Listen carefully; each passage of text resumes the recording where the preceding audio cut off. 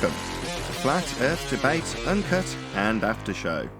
I'm your host Nathan Oakley, and if you are new to this channel, or you've not done so already, then be sure to subscribe, hit the bell notification icon and join button if you'd like to become a Nathan Oakley 1980 channel member and keep up to date with the Flat Earth Debate. If you would like to support the channel, there is a super chat that runs alongside each of these shows while they premiere, and there's also a PayPal, Patreon and crypto link in the info box below the video.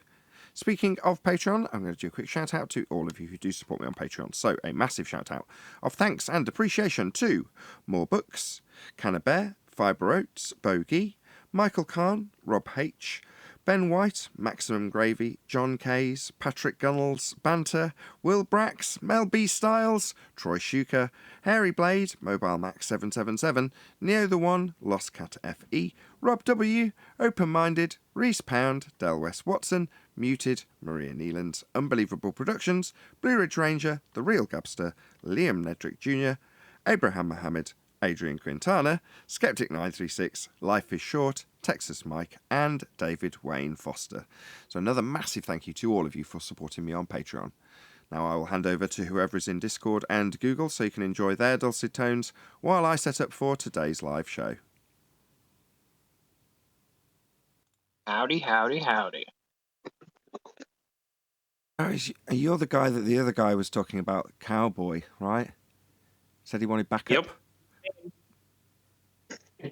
Did you listen back to that little back and forth? Huh?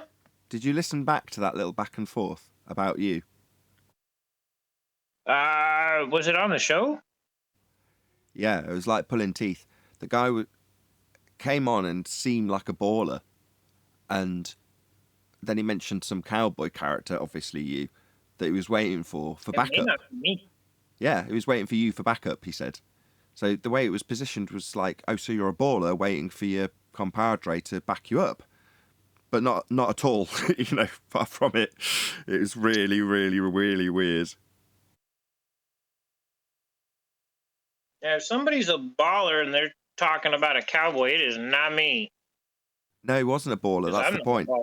No, he wasn't a baller, but he just came across that way. Oh, right. I had a couple of flat earthers that kind of sounded like that when they started.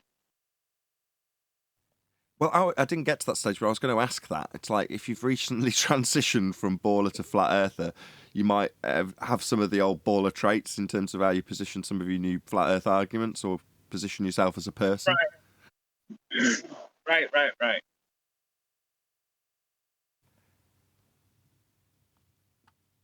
Strange world we live in. Yeah, it is. Yeah, I suppose it's hard, isn't it? If you've been brainwashed from birth to, I suppose it has to release itself slowly a little bit. I think I find myself doing it sometimes, saying things just slightly incorrectly without knowing.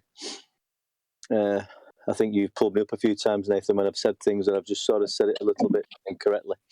Absolutely nothing personal. It's for the audience's benefit. It's like trying to illustrate that to Neil. Hey, by the way, John, because sometimes he'll put up objections and I'll shout him down in terms of his objection not being relevant and why. But then after the fact, I have to kind of say, well, no, I do actually want you to make those objections still, so I can point them out.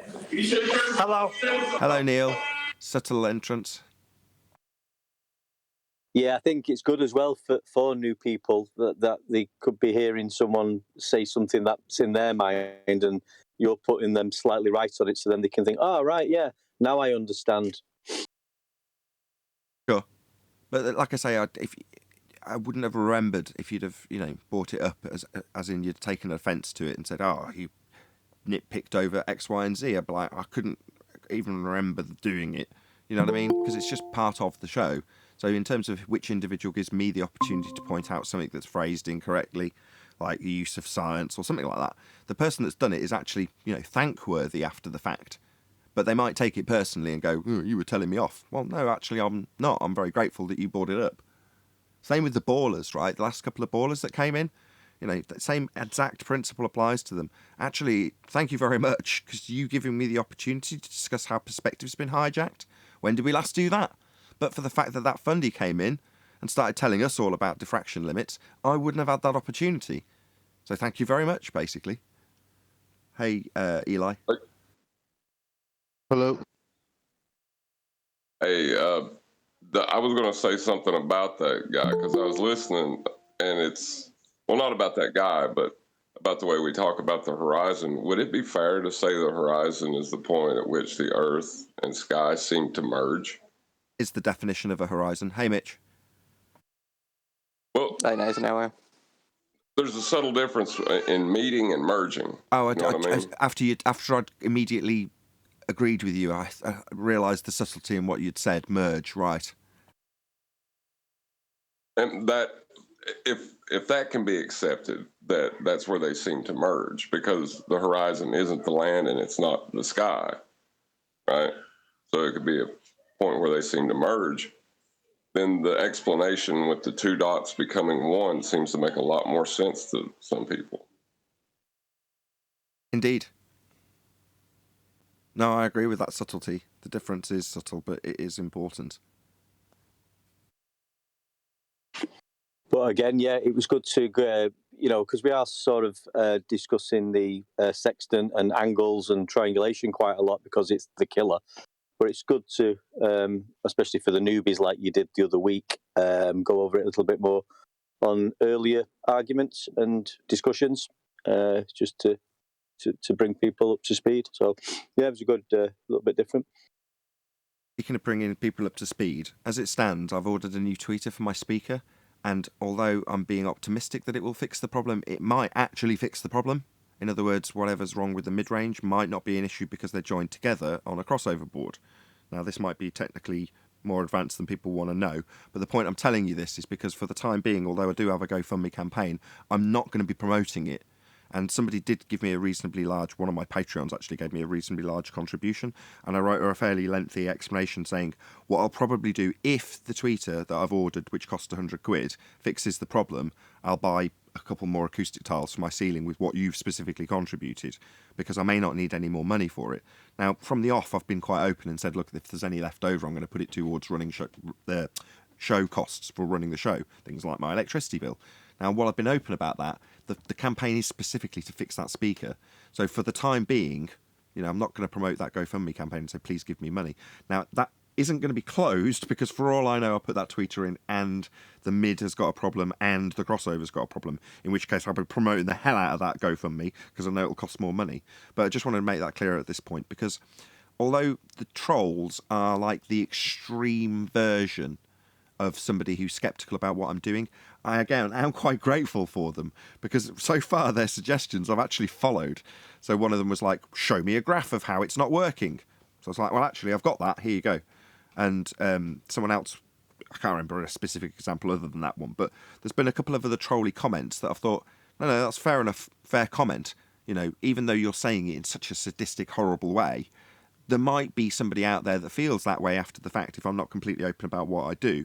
So they do actually keep you, I don't want to say keep you honest, because it's not like I'm going to be dishonest about something like this, but they kind of keep... No, I'm sorry. What?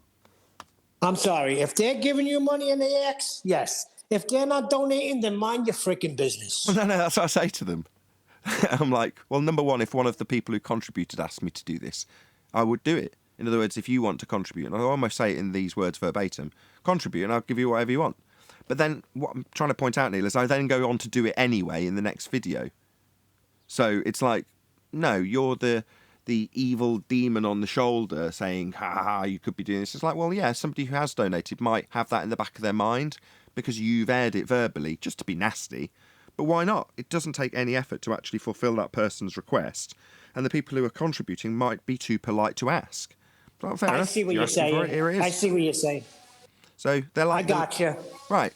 So in the same way, I'm kind of linking it together with what I was discussing before you got here, Neil, being thankful for the opportunity to talk about diffraction limits. Well, it's the same.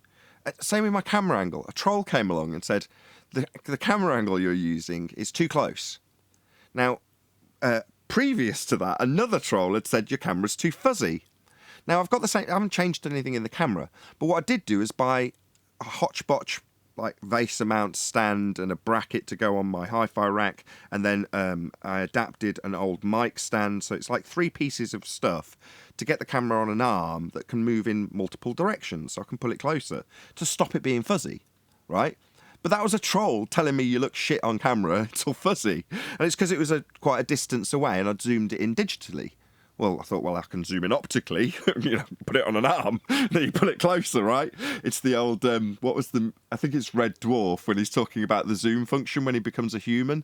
So he's a robot and he manages to get turned into a human, and he's asking another human, where's the zoom function? And he's like, well, you bring the item closer to you.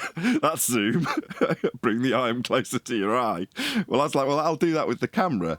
But I'm going off on a tangent here. My point is that these are from people who want to be nasty, who are saying it to be horrible. Your camera looks crap. You're too close is the most recent one. I'm like, immediately, like, oh, screw you. What do you know? You've got no subscribers. But then I think, well, you've probably got no subscribers because it's a sock account for somebody who might have subscribers and know what they're talking about.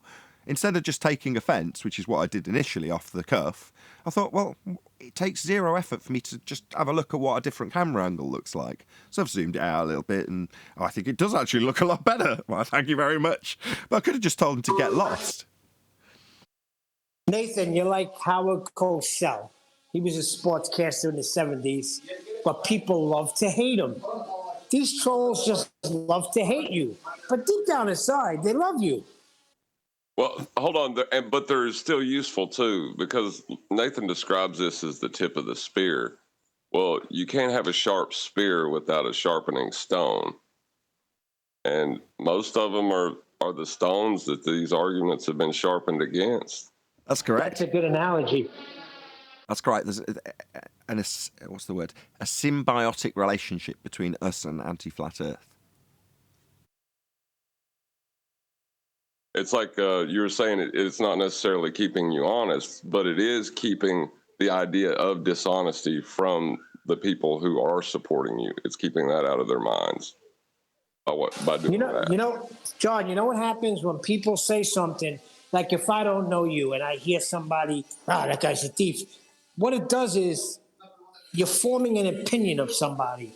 So I understand why you put it out there anyway, Nathan. So, like, if people are donating, so they don't think about it. They feel secure. They see the video. Hey, he's putting it to what he says he's putting it to. Good. Indeed. Well, the other thing I stressed to that exact same person that we're talking about, again, one of my Patreons and now GoFundMe contributors, was that the message I got from this person was fairly lengthy in the first instance. I'm sorry if you're listening in and you're like, you took 3 weeks to respond to me on Patreon. Shout me out daily, but actually respond to one of my messages maybe. Anyway, she'd introduced herself as a new Patreon and basically explained a lot of her circumstances personally, which related directly to my personal circumstances off the show. And that sentiment and the fact that she was drawing those correlations and saying, I appreciate your work and want to support you for it, I had to get back to her and say, look, that is what makes it worthwhile.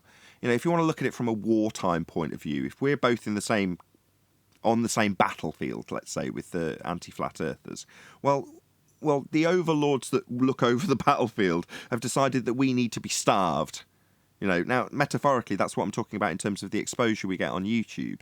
We're still on the same battlefield, but any search results that somebody types in, which ultimately directly result in cash for me, go to our opponents. Right, so that's how the battlefield lays out. But as a result of being on the side I'm on, and people going, yeah, I can't quite believe I'm saying this, but I've come to the conclusion that you're absolutely right, Earth is flat, and for all the reasons you give, which I now use with other people, I want to contribute to your plight because you're poor and you're asking for support. And I appreciate what you do and want to support you in doing so. Now, those kinds of messages, maybe I'm wrong. Maybe if you're making videos about guns and ammo and you ask for help because you've got a Patreon or whatever, maybe you'll get the same sentiment out of the people who support you. But I very much doubt it. I very much doubt that you'll get the kind of messages I get on Patreon that sometimes reduce me to tears. And I'm not even kidding. You go, my God, that is so heartfelt and sweet. The reasoning behind the person wanting to support me. Now, that kind of feeling, even if it's, I don't know, $5 donator, I don't actually keep a track of what they give for the most part. It's just thank you for your support, whatever it may be. That's maybe a bad thing. I should maybe give more gratitude to the ones who support me with bigger money. But I don't. It's just like, thank you for your support. Now that, I can't envisage that being in any other arena in the same way that we, or I personally, get it. And it's heartwarming. It makes the whole thing that much more worthwhile doing it because of the people around me that support me in the way that they support me. It's not just about them handing over cash. But when it comes to that aspect, the handing over cash, there's a transaction going on that the periphery can look in on and go, he's just trying to get the money out of them. And I have to turn around and go, yeah, I am. That's absolutely what I'm doing. But for this, and this reason, I'd like to be open about it because, unfortunately, because we're under heavy scrutiny, you've got to be squeakier clean than most people would expect you to be because of that high degree of scrutiny. That kind of sucks, though, because I don't got to tell people my job to get money. I mean, this is your job. And you got to explain to people, hey, this is my job. This is what I do to support my family. That would be frustrating as all heck to me. I agree with you, but by the same token, look at it from the point of view of somebody who's watching from the periphery that isn't an anti-flat earther or on the battleground. They're a spectator.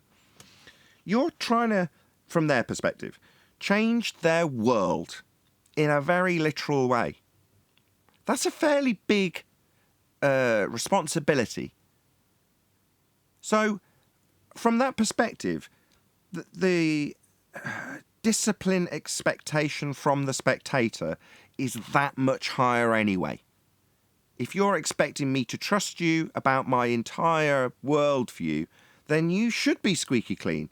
Now, I'm not saying that's the right way that the spectator should view it, but I can empathise with somebody on the periphery looking in and having that attitude towards me. So, being kept squeaky clean, if you want to look at it in that way, I don't think it's a bad thing when what we're lining up is a paradigm change for a potential onlooker. So yeah, you have to be reasonably vigilant in terms of your appearances. I'm terrible in that regard, though, Neil, aren't I? As a representative for this subject, I'm pretty god-awful. I'd probably be a lot more popular if I was more calm and didn't buy into all of the different techniques that they used to trigger me and get me annoyed, talking through you, repeating stuff, repeating questions, ignoring rebuttals. That stuff triggers me and people know it. But that makes me a poor representative of the subject, and therefore I should be focused more on how I present this to that onlooker, because they're going to be looking with a really critical eye, aren't they? You know what? When I first heard Flat Earth Debate probably about 3 years ago, that's what I actually thought of you, Nathan. Like, I had a conversation with Jaron, and I said, Nathan's really given us a bad name. But after listening to a few more and just seeing what they're actually doing, what their arguments are, how they just do-si-do around, like, I became to actually like the show because you put them in their place, because of your attitude. And I think that's what draws people in. Like, people want to hear these people getting a good tongue lashing. Yeah, sometimes people will major on the minors from our opponent's side in the comments and say, at XYZ timestamp, all you're hearing is Nathan being a complete dick berating somebody. It's totally unreasonable. And then, occasionally, somebody will come to my defence in the comments and say, no, listen to a few shows when you hear, and I'm not going to put verbatim parrot what you've just said, Mitch, but what you've just said, you'll see that this is actually perfectly reasonable and justified given the circumstances, but you have to be given a broader context to appreciate that. And that will be detailed to somebody who's just trying to say, no, in isolation, this person is just, and it's true, a complete dick talking about me. And you're like, yeah, if you take that section in isolation, I'm being a dick. But that's still me being a dick, which is why I say I need to be more professional in that respect, and something that I need to focus on. It's just very difficult when you're in the midst of running a live show, trying to keep control of two different panels and debating with a fundie who's making a bloody whistling noise. Talking a whistling noise. Just want to get this off my chest. Really, really annoyed me. I was editing two videos, right? So part of the justification for getting a speaker fixed that's expensive, right? It's like you don't need it. It's not justified. Yeah, it is. I was editing a video and the opponent had got something like a dog in the background or something whistling in the background, something that would have cued me to say, can you just close your mic in between discussions because of the whistling sound that's coming from you, right? but I couldn't hear it, right? I heard it on the iPad when I'm editing it, but during the show, something like that would have pricked my attention immediately. And I said to the wife, I'm like, yeah, that's why I want it fixed. I didn't catch that during the show. That high-pitched whistling noise. Why? Because my tweeter's broken, that's why. So it's like, finally I've got like an audible justification for like, no, it is necessary. It's not just a random bit of speaker that, yeah, you could do without that. It's only speech, right? No, not when there's a high-pitched whistling, or like with the justification for getting a subwoofer. Often, more often than you'd imagine, there's some horrendous rumble that you wouldn't notice if you've got a pair of headphones on. And that rumble, if you don't pick up on it, it's going to cloud out every bit of speech, because it's just, it's in the recording. So you've got to pick up on it and stop it. Anyway, I'll stop about my audio woes. Wait, let me one thing before you go. Let me get this straight.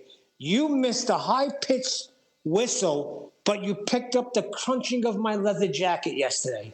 Interesting. No, you could pick that up on an iPhone.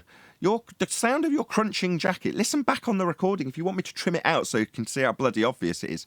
In terms of decibels, it's 90% of the decibel level of everything else. It's not subtle. It's not like that whistling's in the background of someone's mic that's open while I'm talking. Not at all. It wasn't subtle. The noise you make's horrendous. My fan was subtle. I got you. Your crunching was loud. Good example. Your fan was subtle. Most people on most devices wouldn't have picked up on that fan. Yeah. So are we talking about your behavior now? Because I just came on. What's going on? Not really. I was just disclosing the fact that for the time being, until I get next week the first part I've ordered for the speaker, the first part might be the last part. It might completely resolve all issues, optimistically. In which case I was saying, at this point, I'm not going to continue to promote the GoFundMe, but I'm not going to close it because it might be an ongoing process if I have to change another part. But somebody who gave me a reasonably large contribution got a long explanation about how, look, I'm potentially not going to need any further contributions, but if that's the case, I'll buy some more acoustic panels for the ceiling. You know, there's a whole load of gaps that I didn't have to fill, but I will, just so that particular contributions go into a specific thing. But that explanation branched into the distrust from our opponent's side, which isn't to be unexpected in any discussion or debate, right? Your opponent's going to distrust you, try and discredit you, and try and make out that you're a charlatan. Not that we do that with our opponents, apart from when they lie, and we can overtly show that. So if you get more money on the GoFundMe and you use it towards the show, that's a sin? No, I did disclose that, but I don't... The point of the GoFundMe is something's broken, I don't have any money. Right, now, if that costs less than I've asked for, I asked for far more than potentially it might cost. Now, don't get me wrong, it might get to those dizzying heights, but I just set an arbitrary amount. I just hope for the best, right? And then once you get into the contacting suppliers, finding out how much stuff is, which I only found out yesterday when they sent me a quote, and then you pay for it, at that point you can start saying, okay, I don't need to heavily promote this anymore, but literally in the interim somebody gave me £65, which is a substantial amount of money as far as I'm concerned. Well, about the other part you were talking about, it's technically cherry picking for them to take that one point out of context and say you're a dick because of how you acted at this one point. But I do understand what you're saying.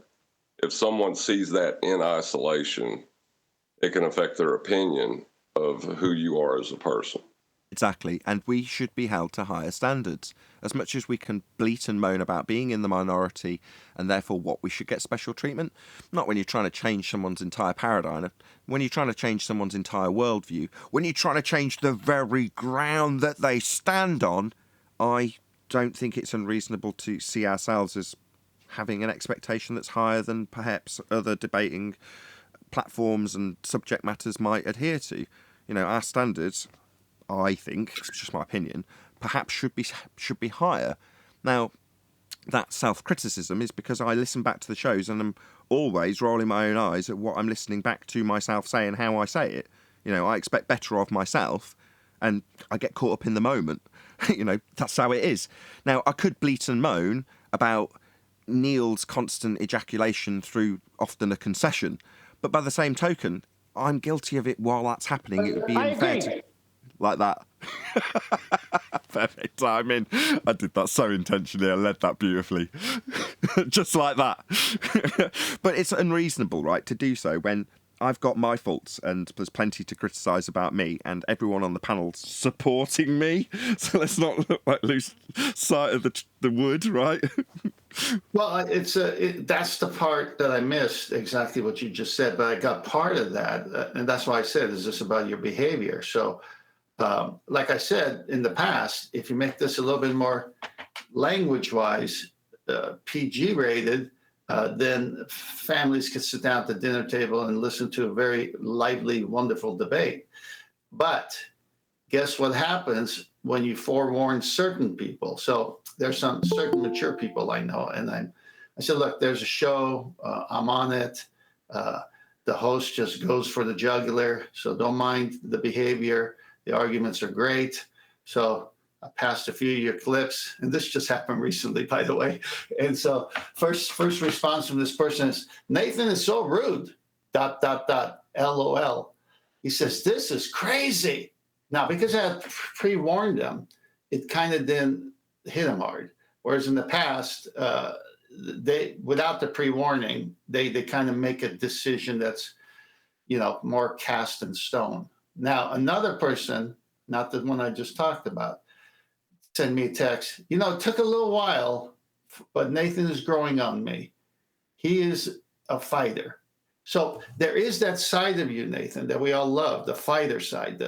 He's not going to put up with any fallacy. So I don't think there's much of a behavioral change that you think you need to make as a better example. It's just a little bit, because we still need to have you go for the jugular and be a fighter.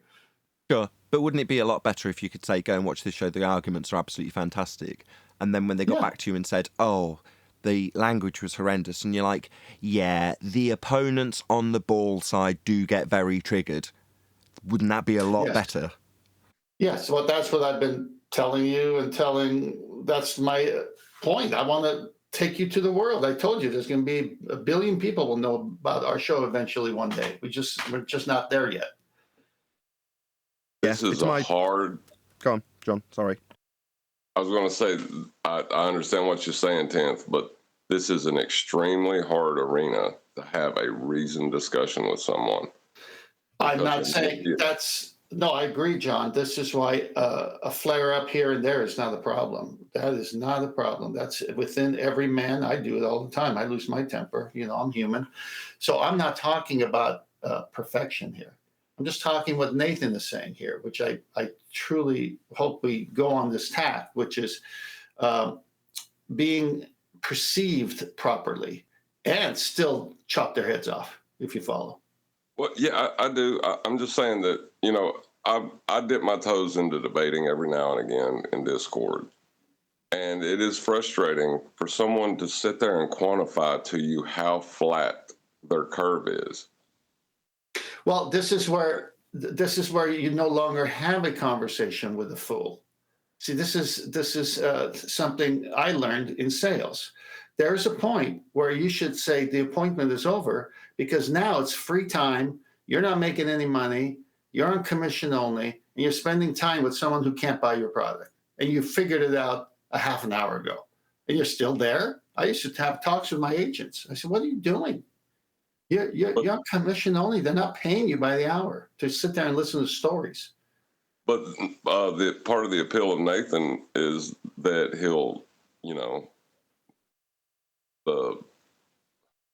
how they keep chanting at him, and he keeps firm and keeps making them hit themselves in the face with the shovel. No, that's got to stay.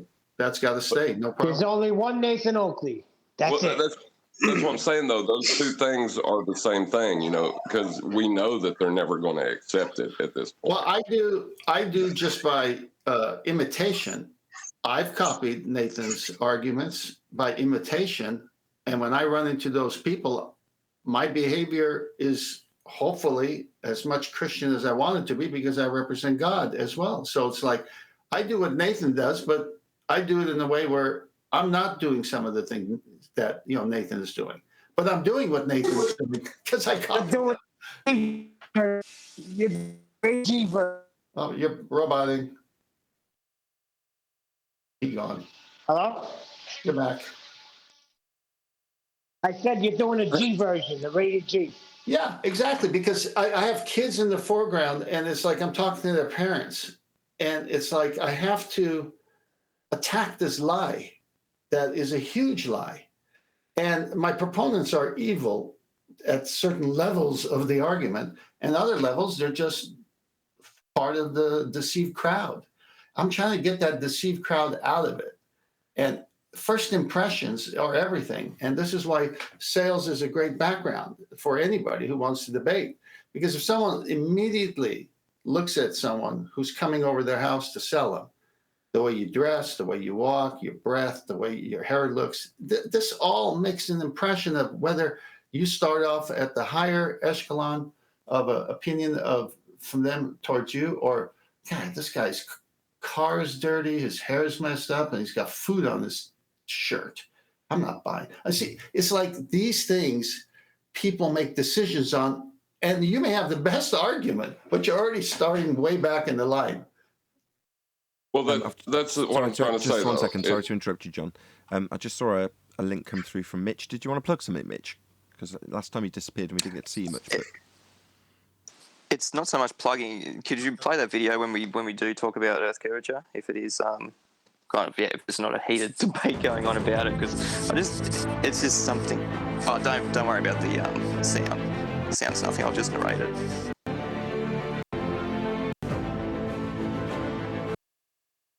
Sorry, what do you want just as a background?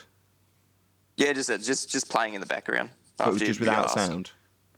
Yeah, just without sound. I'll just narrate it, I guess. Just narrate what the words are saying, because it's just a good demonstration of there being a horizon, but nothing being blocked by it. It's got a sun fade in and a boat fade out. Okay, we're playing. We're at about 15 seconds in. Should I be able to see it? No. All right, I won't narrate it then. It's going to be a bit awkward. Do you not know off the top of your head? You spent ages editing this, surely. Yeah, but I can't, like, it's got words in it at specific points. Should I present it? Oh, don't worry. I'll leave it running. If you can't. That's funny. Mitchell, I thought you had telepathy. Come on, man. It's playing on a different... In the meantime, donate to Nathan Oakley's fundraiser for producer. For producer? Yeah. What does that mean? Well, you run your That's show. Someone who's in the background, making sure the other person can see the video, making sure that mic's open, making sure that guy's doing that. Ah, right, yes. As a show host, I am also the producer. Yes, I see what you're saying. If you... Afternoon, guys. If you, hey, Adam. Where have you put it? Is it in Master B, Mitchell? Yeah. If I play it, then everyone can see it if you want me to do that. Yeah, that'd be good. If you screen share it. Yeah. I nominate Adam for producer. Okay, yeah, that'll work. We've still got 8 minutes, so plenty of time. Yeah. Yeah, Nathan, what you do is incredible. I'm here as long as you're here, because it is an incredible position you have, and you have a great panel. I mean, everybody on this panel and people who come to your show, people in Discord that are regulars, we're going somewhere. So whatever your instinct and gut level tells you, follow that. My gut says cut back on the swearing, let Mitch do his presentation. My gut says, I'll second what Tam says. You've got some good mates around you. It's your show, and your mates will support you wherever you want to take it. Hoorah. There is very astute ways to berate somebody without resorting to coarse language. You know, so when you're speaking about being a dick, it is important to stand firm and let the other guy be guilty of fallacy. There is the Let's Go Brandon option, is what I was going to mention. Also, -5 points to 10th Man for not getting that pun. I'm sorry, I wasn't I got that pun. I'm going to have to re-listen. I won't make you say it again because it's worse, but I didn't catch it either. I like to stay quiet when that happens. Well, you got to be stiff. You got to be firm. You got to be strong. Thank you, Neil. I hate being in the dark and embarrassed by Neil, who's And now let got the pun and I haven't. And let the other guy exhibit the fallacy. Oh, boom, boom. I can't believe you had the balls to say that. I couldn't get to my mute button quick enough. Did Tent really just say that? Whoa! Yeah, that's a sporting term. If you have the balls, you come and play one-on-one. You're right, tongue around for the live show, Mitch.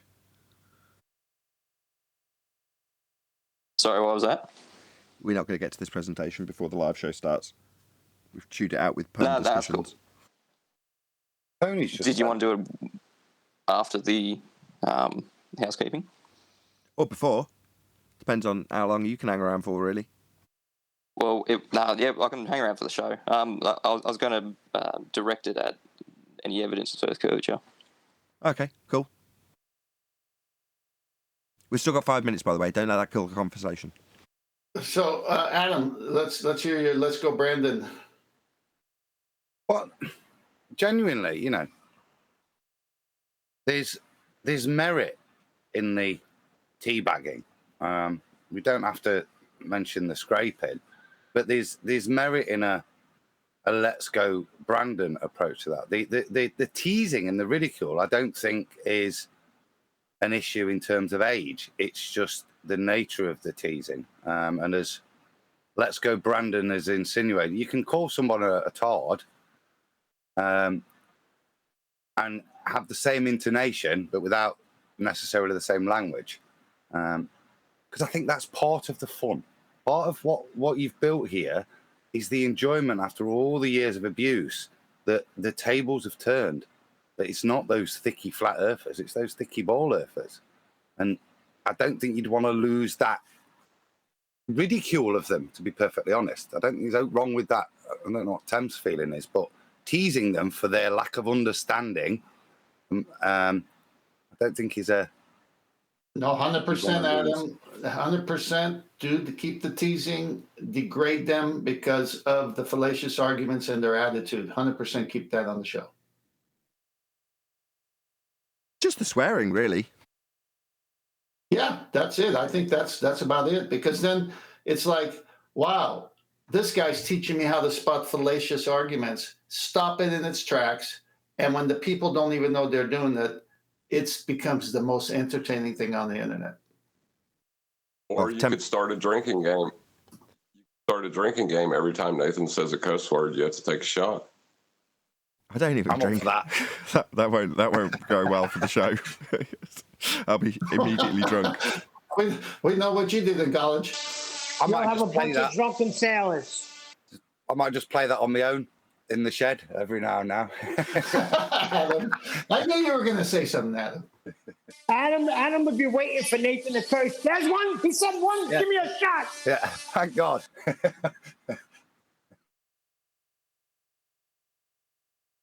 Yeah, I just think if you, in your mind, say, I want every age group audience to be able to hear the good arguments and see how these anti-flat earthers, ballers, as well as people who've been caught up in the lie, their viewpoints, and then we'll just approach each one different. Because if someone's sincere and they get, oh my gosh, I've been fooled, you're not going to, berate them.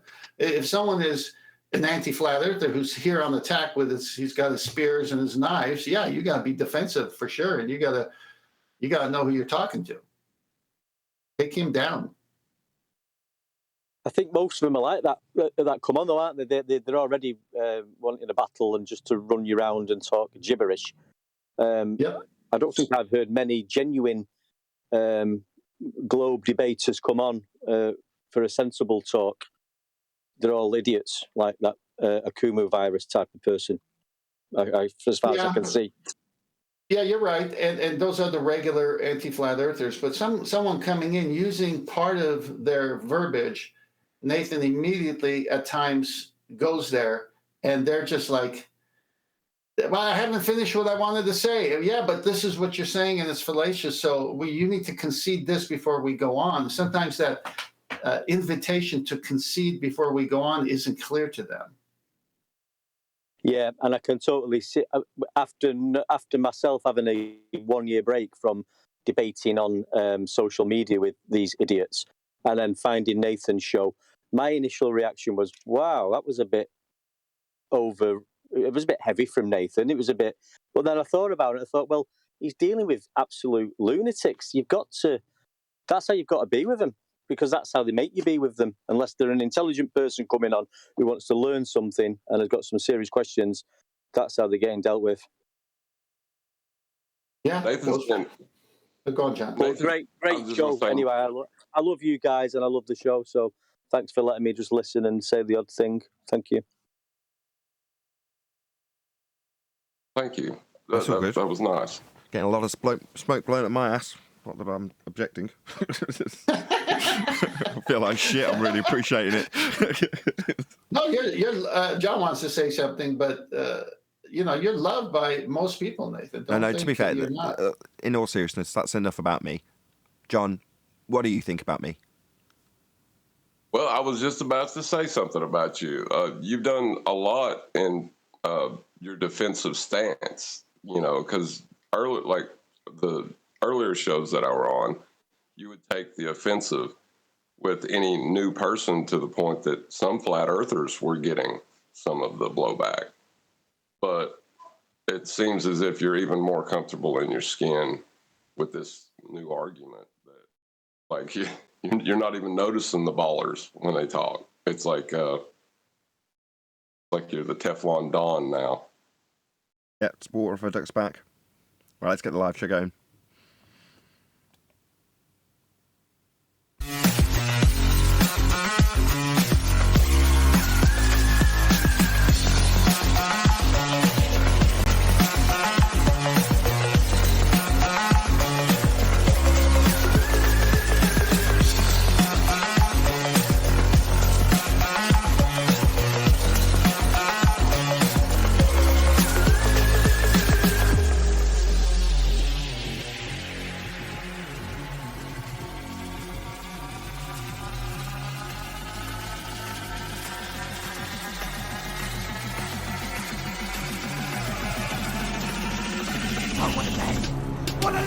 Welcome, Flat Earth Debate Live. I'm your host, Nathan Oakley, and if you are new to this channel, or you've not done so already, then be sure to subscribe, hit the bell notification icon, and join button if you'd like to become a Nathan Oakley 1980 channel member and keep up to date with the Flat Earth Debate.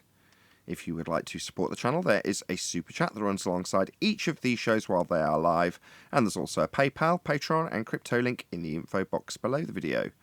Most importantly, if you'd like to join the discussion, simply mute the page you are currently watching, then click the link in the info box below this video to join the panel and express your views on the nature of Earth. If you do join, please don't swear. If you do, you'll be ejected. And if you are, please don't try to rejoin the stream using sock accounts. You'll be warmly welcome back on the next stream. Please also share the show on social media. Sharing the show obviously increases the live audience, but this in turn increases the chances of a more diverse panel, so please share the show on Facebook and Twitter. One last time, if you're new to the channel, or you've not done so already, then be sure to subscribe, hit the bell notification icon and join button to keep up to date with the Flat Earth Debate. Now, we are joined by 10th Man, father of a stolen child, the Adam Meakin, who else we got? Mitchell from Australia, Neil, did I say everybody? And a whole bunch of people in Discord. Welcome one and all. Eli as well, I think, is in there. Good morning. Hello. Hey, good afternoon. Good afternoon. Everyone. Good evening. Good evening, wherever you may be. Good to have you all. Any evidence of physical geometric sphere edge horizon, formerly known as the curve of the Earth? No, absolutely none. It's all optical, not physical. Well, on that question, on the horizon is a point where the sky and Earth seem to merge. Why would the mathematics for this Earth curve not include the mathematics for things merging? Because it hijacked the effect of diffraction limits, aka perspective, and called them Earth curve. The point where things are limited from view, bottom up against the deck, is a effect of perspective, but they've called that effect Earth curve, haven't they, John? Yeah. It seems as if they've, just mischaracterized the horizon as an obstruction and then just justified it as that from then on out. Correct. And because the only reason they can have in their religion for things disappearing bottom up or being obstructed at the horizon has to be Earth curve. Because they're not allowed to say it's optical. If it's optical, that means we can come in and say, well, this is optical, isn't it? It's not physical. No Earth curve. Where's your Earth curve? That's correct. So if you ever saw Tim Osman's list, who he got off a different YouTuber, I forget who, but he presented it here, there was 2 columns, and one was the joke being, look at all these excuses for Earth curve. And there's a whole list of things that people have detailed and shown the effects of. And in the pro column for them, they've got Earth curve.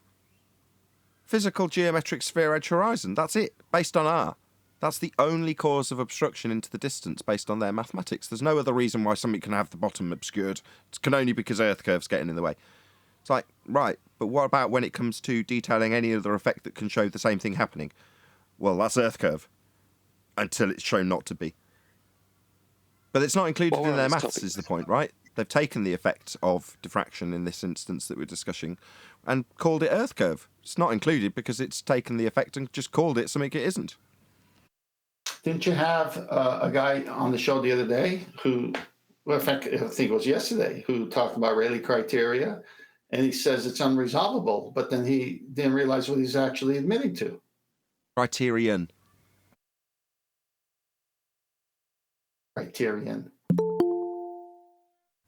Yeah, he did that. He tried to distinguish between resolvable and able to see it. That was his argument in a nutshell. Yeah, what a foolish thing to say. Hello. Hi, Owen. That said, not AI Overlord did pick up on what he was doing, and it was only in the edit that I realised what point AI Overlord was actually making. So in terms of what's being detailed, if you've got a completely open field of view, so you're in free space, you've just jumped out of an aeroplane but you're not falling, so there's nothing limiting your angle, right? Well, then there is a limit in physical reality where something will just become too small to see as a whole, because there's no limitation against anything. Whereas when you're looking out, like in this picture now, against the horizon, there's a deck that limits the angle to the bottom of anything. So there's 2 different effects that are going to be taken into consideration, and the one that the guy was eventually going to lead on to utilise was a linear effect detailed in mathematics only. But kudos to you, AI Overlord, because you caught it while I was caught up in the fact that, well, why are we even going to be detailing it right or wrong if it's not included in Earth curve claims? Lots of ballers are listening to Flat Earth debates, and Ruthie's one of them. And I got another. I posted it for you guys last night. Question of the day: has anyone on the panel ever applied the Rayleigh criterion to a long-distance observation? So I asked him to send me the specific formula he was referring to, and he sent me the Rayleigh criterion. I said, look, I was asking for the formula you said applied to the long-distance observations. Yup, use Rayleigh criterion to get an angle, then apply that to an image. I'm not making the claim that it explains why the bottom of things are obscured. That's you guys. So let's get an angle. And we go through a little bit of tete-a-tete. He posts me a picture of the Rayleigh criterion spreadsheet he's done. And I'm still questioning, what angle are you getting that you're using the criterion for? I see. I wonder where that was going. So we got to the point. He's saying, look, a literal screenshot of Canagoo shows that there's 2.7 foot or whatever of Earth curve to explain. And I said, I don't need to explain Earth curve. So they're desperately floundering it, but they're holding this Rayleigh criterion to us. And the point I wanted to make and ask him was where is he using it, in terms of, he's asking us to go ahead and demonstrate how it's used. He's recognising it has an effect, but when I asked him, well, you're asking me then to incorporate something into the optical analysis of a photograph, but you're asking flat earthers to do it, but you admit that you don't do it when you analyze a photograph. Hold on. What would be the... Well, go on, Yeah? I'm sorry. Go on. No, so the question is, so you do not use in your calculations what you're asking for us in ours. Is this the gist of your point, really? He's refused to answer the question, but that does seem to be their route of attack now with Rayleigh criterion, is to prove that it has no value, is to say, well, flat earthers haven't shown it in multiple complex calculations along with other stuff. And when I retorted, well, have you? No, because they just use orthographic view, as far as I can tell. So it's an odd line of attack for us to have to demonstrate something in a optical analysis that they don't even do themselves. Okay. And if we haven't done it, then the Earth's a ball. It's a burden of proof reversal fallacy and a false dichotomy fallacy, but we'll get into that. AI Overlord, I think, wants to add something. Go ahead. We just did that yesterday in the form of a joke. Like, what did the baller say to the flat earther about a phenomenon? How would you explain it? We point out that they're not doing things they should be doing, and they're like, well, how would you explain it on a globe Earth? Right. So, well, go on, Adam. Go on. This is Glenn's words. I claim that the Rayleigh criterion is utterly irrelevant to analysing observations. You guys claim it is. Show how it is relevant. How does it explain kilometres of mountains missing? Oh, that's easy. I'll catch you again. But the reality of the question he's asking is how he's making a statement that the lens that you use to observe something with and generate an image with has no effect on the image you're going to generate. Okay. Stop. Yeah. That's after the fallacy's been committed, though. So I will go into detail. Yes. Okay. Who has a claim about anything in the distance being a proof of anything about anything? That they do. They're fundamental. Okay, stop. So, step one. Who has the positive claim in this regard when looking at things in photographs in the distance? Us or them? Them. So, when you are challenged to explain a observation with the Rayleigh criterion, it's because you're making a claim about what now? Nothing? Precisely, Dick, but they are. Correct? Correct. So it's a burden of proof reversal fallacy in the first instance, correct? Yeah, that's the first spot I give. So he says the literal screenshot applies to the formula blah, blah, blah, blah, blah, with an aperture of 50 millimeters and gives an resolvability of 2.7 arc seconds. What do you do with that 2.7 foot to explain Earth curve? And then my retort to him there is, I do not need to explain that as Earth curve, as there is no Earth curve. What? It's his proof. Yeah. So in his own words, he's diluted and made more concise a burden of proof reversal fallacy. How do you explain Earth curve? Now, that's a much better phraseology for me to example how it's a burden of proof reversal fallacy. Adam's not claiming Earth curve, Rufif is, but he's asking Adam to how he explains it in context of the positive claim coming from the opponent challenging Adam to do it. Yeah, no, that doesn't work that way.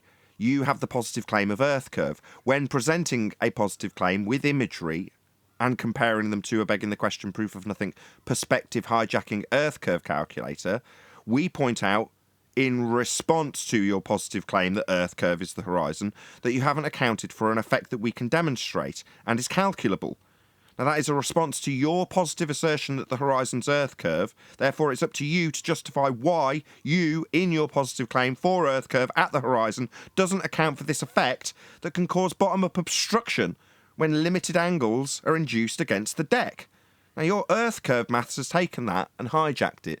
Now, that's your positive claim for your Earth curve at your horizon that you need to defend.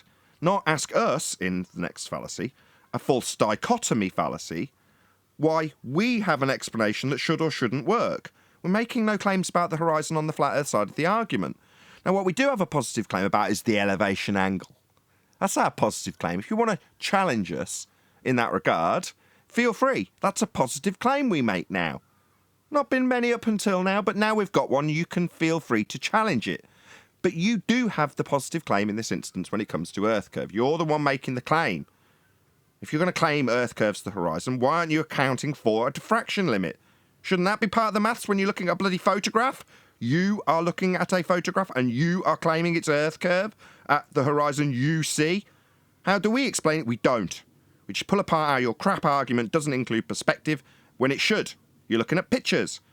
We have perspective. Pictures have perspective. Perspective is a part of life. If you're going to claim that things disappear into the distance only because an Earth curve obstruction gets in the way, then you're going to have some explaining to do when we show that there's an effect that can induce the same thing that's not included in your maths.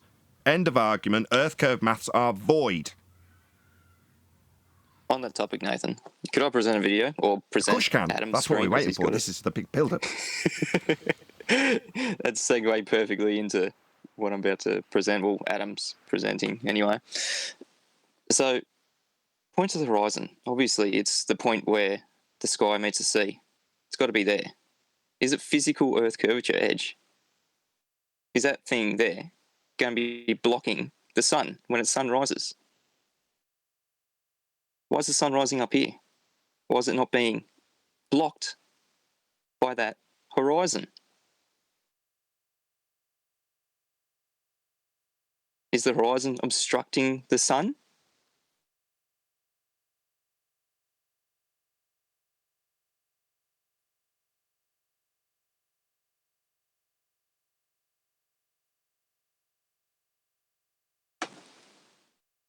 Is the sun blocked by physical Earth curve? Point to the physical Earth curve, ballers. Where is it? Why isn't it blocking the sun? Because the horizon's not geometric. You would think Refraction. that should, you I'll would keep think your that colour should never commentary till the happen, end. right? Look, I'm sure merging horizons, something John's going to want to talk about, but just keep your commentary till the end. Go ahead, Mitch. So Earth curvature doesn't exist. You keep going. And this is great footage too. I can't claim this footage. This is my actual wife. She was videoing the sunrise, and I was like, keep going. This is awesome, because this is like a sun fade in, something that I haven't captured before. And then a boat comes along, because that's the second thing. Sunrises and boats to do with the horizon. That's their go-to thing. The ballers. So point to the horizon again. Obviously, it's that line where the apparent junction between the sky and the sea. Is it there? What's the boat doing up here? And as the video goes on, you'll see the boat continuing to get away further and further from the observer and begins to disappear bottom up. Horizon just is staying there, nothing to do with the horizon. It's all optical. Is it disappearing over Earth curvature?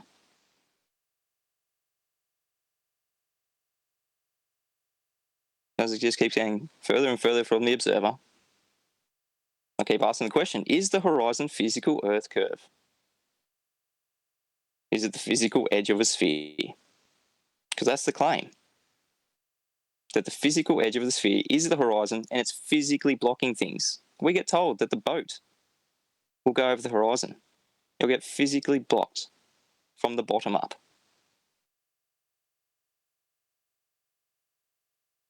As the boat gets further and further away, the boat disappears. There's the horizon. Boat not disappearing over the horizon. I keep asking, point to the physical Earth curve. It's not there. It's not blocking the bottom of the ship. This is an optical effect. Is it refraction? So not physical Earth curve then. Welcome to Flat Earth. That's great. End of presentation. Shout out to Mrs. Mitch for the imagery. Blinding. Really, really good stuff. I love it. Thank you, That was Mitch. an awesome video. Thank you for sharing that. Right. I wish I'd have saved my question. Yeah, timing. Go ahead, John. Ask anyway. Perfect timing. Well, yeah, why would a calculation that deals with the horizon, the point at where the sky and earth seem to merge, not include calculations for things merging? Because it's hijacked that effect and called it Earth curve.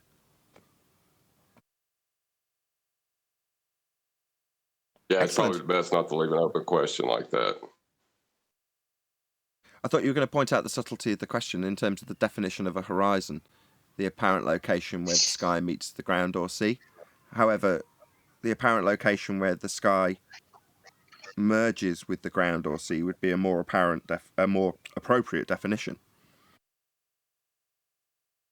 It's just a subtle difference, but that I think more accurately describes what we're seeing is a point where things seem to merge. AI Good morning, Overlord? guys. Hey, Chocolate. Did you want to add something? AI Overlord? Yeah, it's generally defined as where the color field of the ground transitions to the color field of the sky. That's how it is in art, which is where you get the idea of linear perspective from art, which they did back engineer from observations in real life to try to make drawings more accurate. The problem is in the near field, when you draw these lines, right, you can see how things recede into the distance they shrink. And it might seem to you like a linear relationship at first. That's why it's called linear perspective. But linear perspective only exists in art, not in the real world. It's an ideal model. In the real world, diffraction is different in the near field and the far field, and it's actually hyperbolic at range. It doesn't follow a complete linear track out into the distance forever, right? It accelerates towards the end as things approach 0 degrees in your field of view. Now, you could find this out just by watching some MIT lectures, right, from guys talking about it. We've talked about these concepts 5, even 6 years ago. They've been out. Guys like Ruhif have been in the game that whole time. Why have they been ignoring it this entire time? Well, we all know the answer. Because if they go out and do a demonstration to themselves that this effect can necessarily cause the bottoms of things to disappear, then their one core claim, which, by the way, is an experiential claim. What I mean by that is it's something that they can do that in their mind tells them that they have literally seen the Earth curve. I see the bottom of something disappear, therefore I've seen Earth curve. That's what they claim. Guys like M. Scott Beach, guys like Zanuck, when they're pressed into a corner, what's your real proof of the globe? That is the proof that they provide because it's the only thing that they've actually experienced in their lifetime.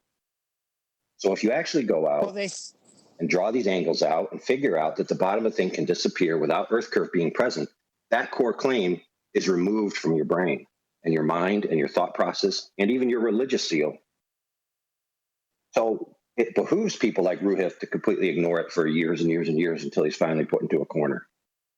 And you're right, we have been talking about it for years and years. So YouTube, shout out to him. He mirrored the entirety of Red Pill Philosophy, Ranty Flat Earth, and myself talking with Life is Short. And he just took it, I chunked it out into 3 or 4, maybe even 5 different sections. But a very, very in-depth discussion. You talk about going to MIT. You know, he did it with practical examples and went into depths that you couldn't begin to imagine.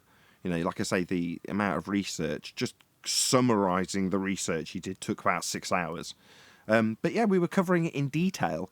But as I highlighted to Adam at the start of the show, what is the point? Are we making a claim beyond the folly of knowing how your world presents itself to you optically? Which is fascinating. I'm sure you'll all agree, right? Very interesting.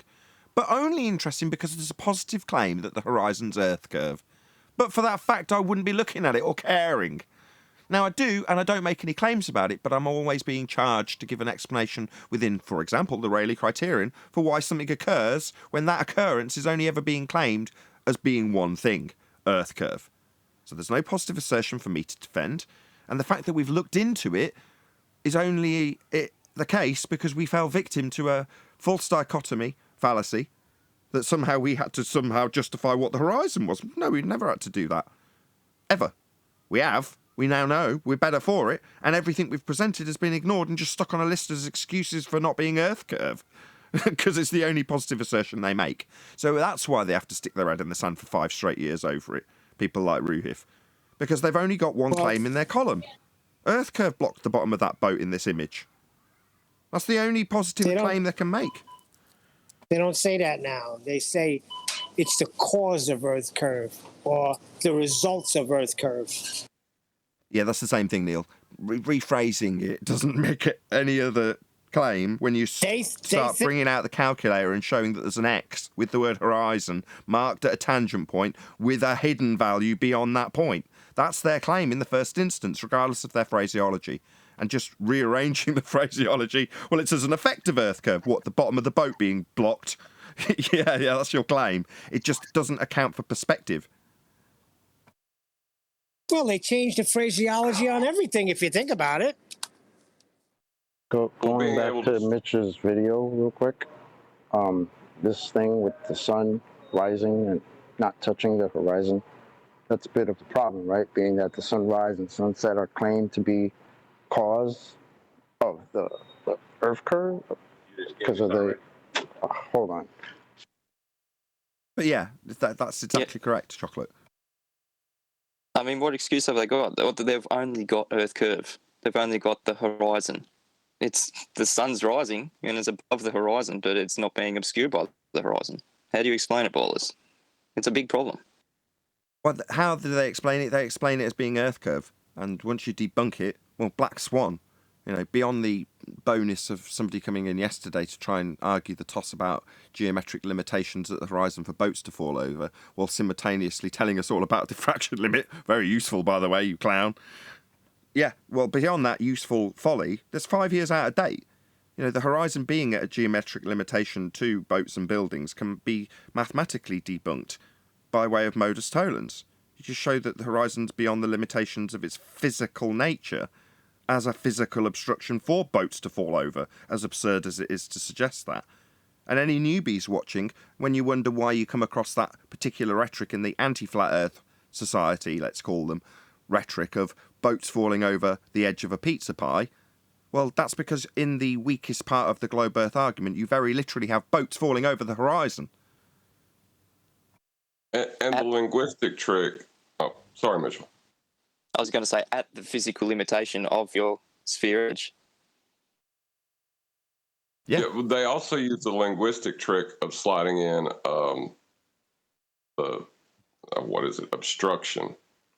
When we're obviously not looking at obstruction. It seems as if things are merging into the distance. I don't think.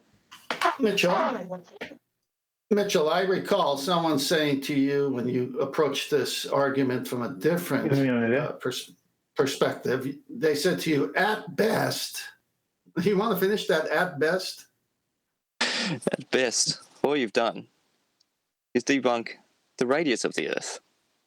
Yeah, welcome to flat Earth. That's the whole point of the black swan, isn't it? When someone honestly looks at the black swan images and goes through the modus tollens and understands the modus tollens, you can only come out from it one way. You've debunked the radius of the globe. But then they go on to say, well, maybe it's a bigger rate. No, it's done. You've got a concrete set radius of 3959 miles. If it's shown to be past that limitation, which the black swan does, there's multiple black swans. There's a ridiculous amount of black swans out there now. But the one that we keep bringing up is BMLS B69's black swan. From, well, it was before January 1, 2020. But that's when the black swan was coined, I guess. From January 1, 2020, that Earth curve, that horizon, has been debunked. It is no longer the physical limitation to your sphere edge. It has been debunked. And now, where do they go? Refraction? Yeah, that's welcome to flat Earth. It's not physical Earth curve anymore. It's done. Did you want to add something, James?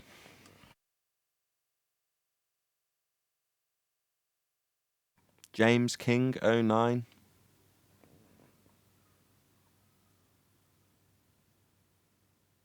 So, Mitchell, what you're saying is... just 1 second. Can you hear us, James? You're in the middle of a live show with your mic wide open. Oh. Yes, did you want to add something? Sorry, is my mic open? Didn't notice that. That's okay. Did you have something to add? No, not really. I was just joining. I didn't know my mic was open. They just mute me. Okay. You do have your own local mute button. That's ideally what we rely on. I can't keep charge of 13 people's mute status. Just pop yourself on mute if you haven't got anything to add, James, because your mic's wide open. Just talk about destiny. I just ran into a truck that says BMLSB Incorporated. Is that amazing or what? Fascinating. Shout out to Fiber Oats. It says, anti-flatties remind me of playing my sister at battleships when we were young. Being a little twit and a sore loser, whenever she'd hit one of my ships, I'd simply move it mid-game. Right. Was it on the discussion after the show the other day, Adam, we were talking about trying to play the civilized game of chess with the anti-flat earthers, and it's like you take their bishop, for example, and you knock it over. Metaphorically, it's off the board. But what they do is immediately just put it back on the board. You're like, but that's not how the game plays. That's not how you do this, right? I mean, as we're talking in the pre-show about my losing my temper with some of the fundies, it's like, well, when you're playing a game of chess and you've taken someone's piece, that would be debunking their argument. They just put the piece back on. What are you going to do? Is it unreasonable to get annoyed with them and shout at them? I don't think so. Well, actually, I do. That was discussed in the pre-show, but anywho. Back to, I was going to go on, Adam. Thank you for the super chat, Vibrotes. Last bit on, I'm not sure it was from Discord, was talking about perspective. And when I was doing Mitchell's logo, if you look at being a bit geeky, if you look at the flat earth bit, there's what's called the law of halves as you look at things. The distance you're seeing is represented in half the amount of image as you go further and further away. So you get this compression. But that only happens on the surface, look. The law of halves. These are all things that apply if we're going to use optics and try to derive things. These are all factors that have to be considered. Rayleigh criterion being one of them. Refraction, perspective, compression. These are all things that I think Nathan alluded to it at the beginning, that back in the day was the perspective things. But these are all things that Thomas Young optics actually recognize and are subject to image analysis. If you're going to analyze an image, you have to take these things into account. So just to put that in there, because someone was mentioning it's perspective is one of the greatest things. Look, always, even on a flat plane, the Earth is at your feet, yeah, but it rises to your eyes. Doesn't, still 6 foot in my case below my feet, but it rises to my eyes, even on a flat plane. And these things have to be taken into account in perspective if we're going to use an image to analyze. Done. Right? Can I take I was going to... Go on, 10th, go on. No, I was going to follow up what Mitchell said. So you said your wife took this video, Mitchell? Yeah, she did. Yep. I take it from the seashore, or what was her height? Yeah, just the shoreline. She's about 5 foot tall, so about 5 foot, I guess. Okay, so at 5 feet, Earth curve based on observer's height would have to start by the mathematics according to the radius of 3959, and that's an easy enough number to get. Would you agree? If Earth was curved. Absolutely, it's in their maths, isn't it? Yeah. So since the video shows otherwise, then this is the beauty of the black swan. It's gone beyond its limitation, and that's why that Modus tollens is so great. And it's such a deadly argument because they keep saying Earth curve is the horizon, and the horizon is Earth curve. And here, as I'm watching this video, and if your wife is, say, 5 feet something, that curvature has to be well in front of that boat and that sun, and yet we see otherwise. It's like the good old days. It's like the good old days, isn't it, Adam? On that boat and that horizon and blah, blah, blah. Shout out to just one sec. Another shout out to Fiber Oats. He says, "P.S. I vote for an R rating." Yeah, I don't know if that's an in joke. I can't remember how much we discussed of that in the live show so far, but yeah, check out the pre-show to get the context of that super chat. Thank you very much indeed, Fiber Oats. It is worth just Nathan, just said it there, tongue in cheek, but it is worth reiterating what we're doing here, how we're humouring them. This is their claim, you know, and we're laughing at it, but this is their claim, and this is the best evidence we've got. So really discussing it, we are just letting them, if you use that analogy, let them to bring their queen out on the first move in a chess game. It's not allowed. It's begging the question. Well, that's my point. What I love about this video, right? I'm sorry from before. Every time I want to speak, somebody wants to talk to me at work. What I love about this video is that it kind of reminds me of David Weiss's sun fade out videos. If the cause of the sunrise and sunset is the rotation of the Earth, right, and the Earth curve is supposed to block that or cause that to happen, how is the sun ever going to rise or set without touching the horizon? This is something that should never, ever, ever happen if the only reason things disappear is because of Earth curve. This is literally a black swan for them anytime that happens. You flat earthers are misrepresenting the globe. As we heard yesterday, you do not compare the curve calculator to photos. Now let's compare the curve calculator to some photos to show you how much geometric physical sphere edge horizon obstruction is of the boat when we flip the view 90 degrees and see the side of our own head and exclude perspective. Now let's compare the two side-by-side photos with the curve maths. Yeah, this is so 2015, and Adam reiterated something that I was going to reiterate at the end of the discussion, but 10th man's got a further point before I do that, so go ahead, 10th. Well, it's the mathematics. They throw it in our face, and then we say, fine, we'll go ahead and do the math. Oh, it could only be a 1.22 at 1 foot observer height. No, don't do the math. That's my whole point. Right. It's their mathematics, it's their claim, and it falls apart. Right, but in a discussion where I'm trying to qualify a claim in terms of the use of the begging the question, proof of nothing, perspective hijacking Earth curve calculator, the begging the question bit comes first. So the moment we step into this argument and start discussing what the curve calculator should or shouldn't present as a physical geometric sphere edge called Earth curve, formerly the horizon before 2020, you have to step into their begging the question fallacy that the curve maths mean something. And the problem with that is it leads actual flat earthers to make statements such as, we see too far. And the too far bit is nonsense, because it's only contextualised with a physical limitation of the horizon if it's Earth curve at a distance laid down in those maths. So when you see beyond that distance laid down in those maths, the psychology is so deeply ingrained in people of the limitation that they say, we see too far. Like, no, we just see. This is just a boat. If, for the sake of argument, the Earth curve math said that boat should have gone 3 miles ago, and you could show that it definitely was beyond the limitations of a sphere edge horizon, aka a black swan, who cares when you're comparing it to a physical limitation you're automatically assuming the horizon is and qualifying where it should be and how much it should or shouldn't block things, and if it's not blocking them when it should be, you're seeing too far? No, there's just a boat in the distance. Because I don't need to make any claims about it. The only claim on the table is the claim that that's the Earth curve limitation, the sphere edge, the boat's falling over. That's the only positive claim being made.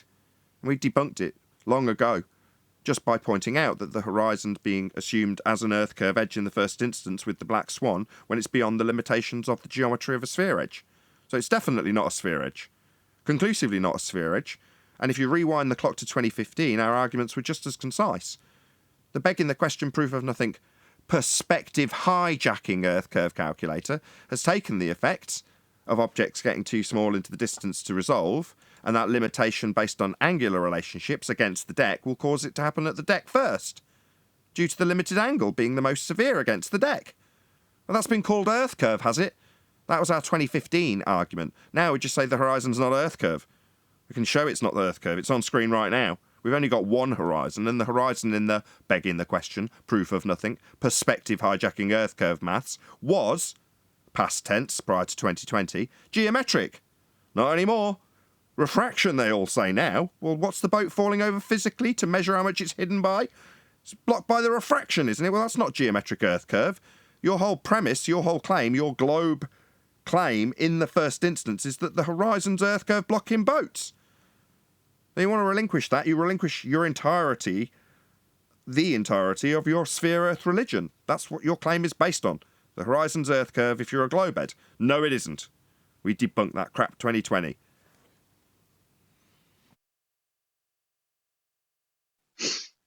Let's say, for the sake of argument, that they decide to create a new Earth curve calculator that takes in all these factors that are on the right-hand column that we talk about for the past 6 years, and they put that in.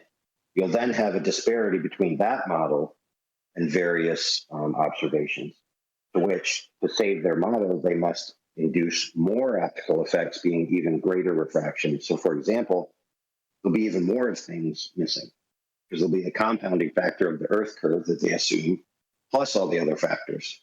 So they'll then have to create a refraction that opens up that missing part so you can see it in an observation to maintain their model. Been there, done that, got the... Hold on, AI overlords. No offence. Been there, done that, got the T-shirt, and Ruhif is our example. So Ruhif specifically told us you could have infinite over-hour refraction. So once you're into the begging the question of a sphere Earth, or beneath your feet effect that creates the horizon, then you've assumed R, and you can assume atmosphere and assume sphere-shaped air at an infinite rate if it's flat enough to be infinite over R refraction. So we've already got that from them. That mathematics isn't applicable, Nathan. Well, they haven't got R.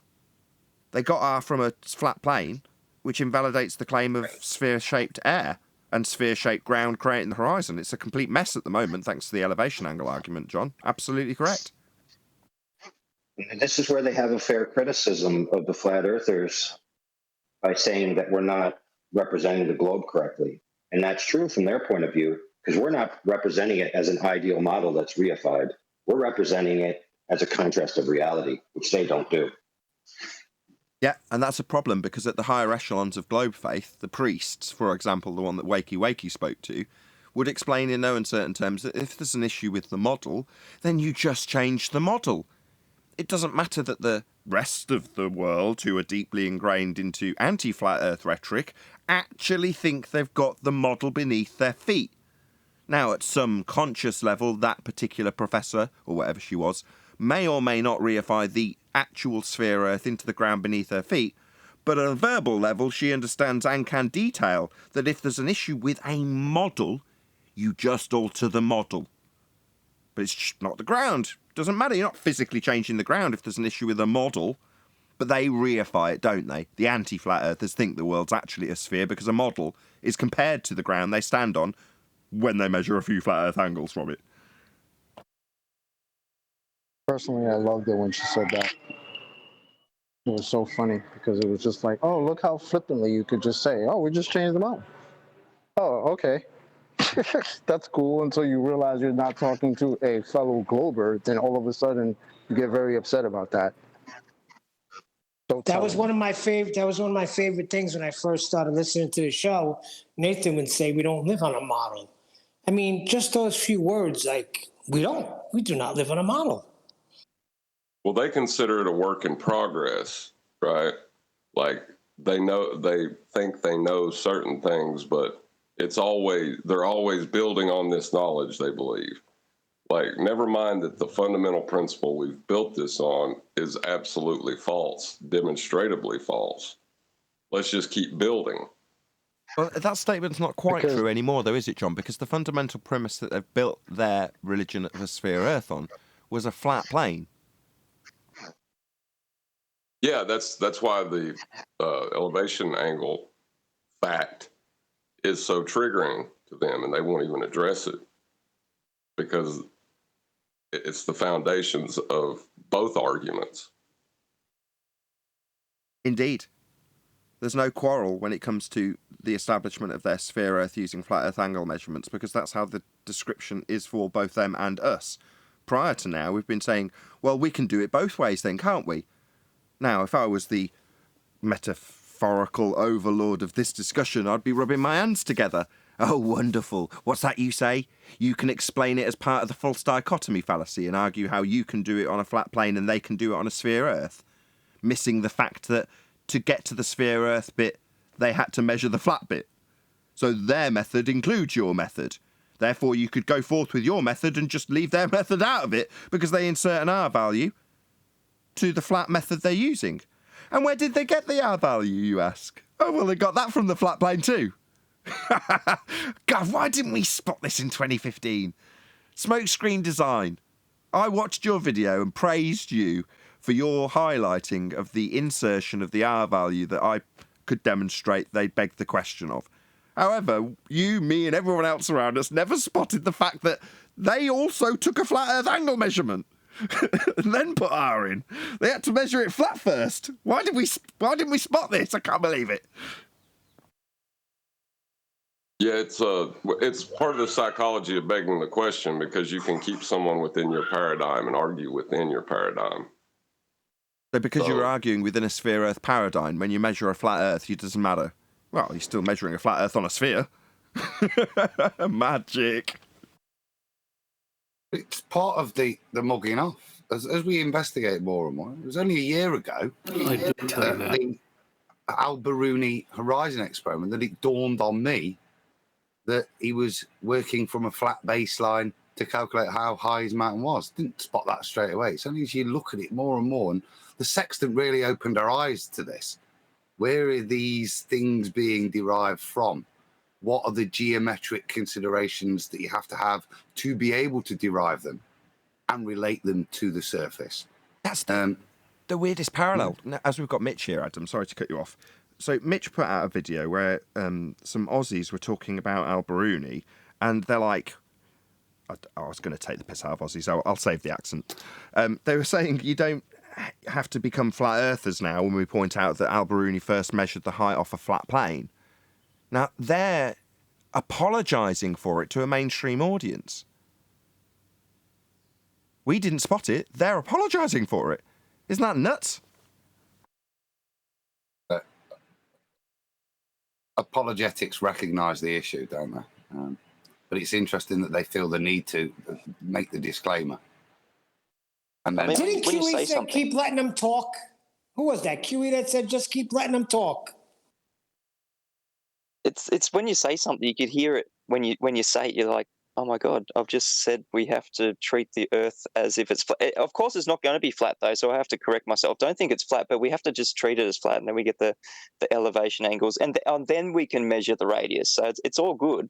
But yeah, they've just admitted they have to have the flat plane in the first instance to get the elevation angles. But like I say, they were making apologies for it while we've taken 5 years, 6 years, 7 years to spot it at all.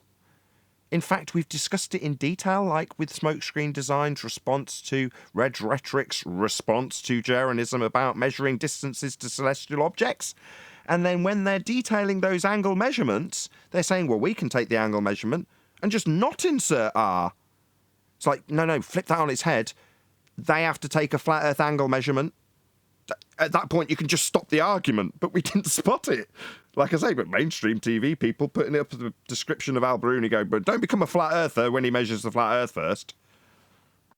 Right before we were flat earthers in a globe paradigm. That's been flipped on its head now. When they come here, within the people that have this knowledge, they become globe earthers within a flat Earth paradigm, and they have to accept it to move forward. That's what it's had to come to. I mean, it kind of seems like, wow, we had to push it this far. That was inevitable. Let's not all pat each other on the back too quickly, because the Earth is obviously observably, measurably, navigatably flat. So from the perspective of which way it's going to swing in terms of the way the argument's going to flow, yes, that's the inevitable. Listen, it hurts because I could see the pain in my son's face when I talk to him because he knows, and it's painful. Yeah, that's why we have to hold ourselves to a higher standard. We're going to change the paradigm of the average onlooker, then that's a fairly high degree of responsibility. And the implications of what Al-Biruni had to do, like he was using a tool to measure the layout of the land. He had to treat the Earth as if it was flat to measure the layout of the land. How do we get our maps? How do we get the topography? We have to treat everything as if it's flat. It has a flat horizontal baseline to measure off. All the maps that we measure the layout of the land are flat. They're flat Earth maps.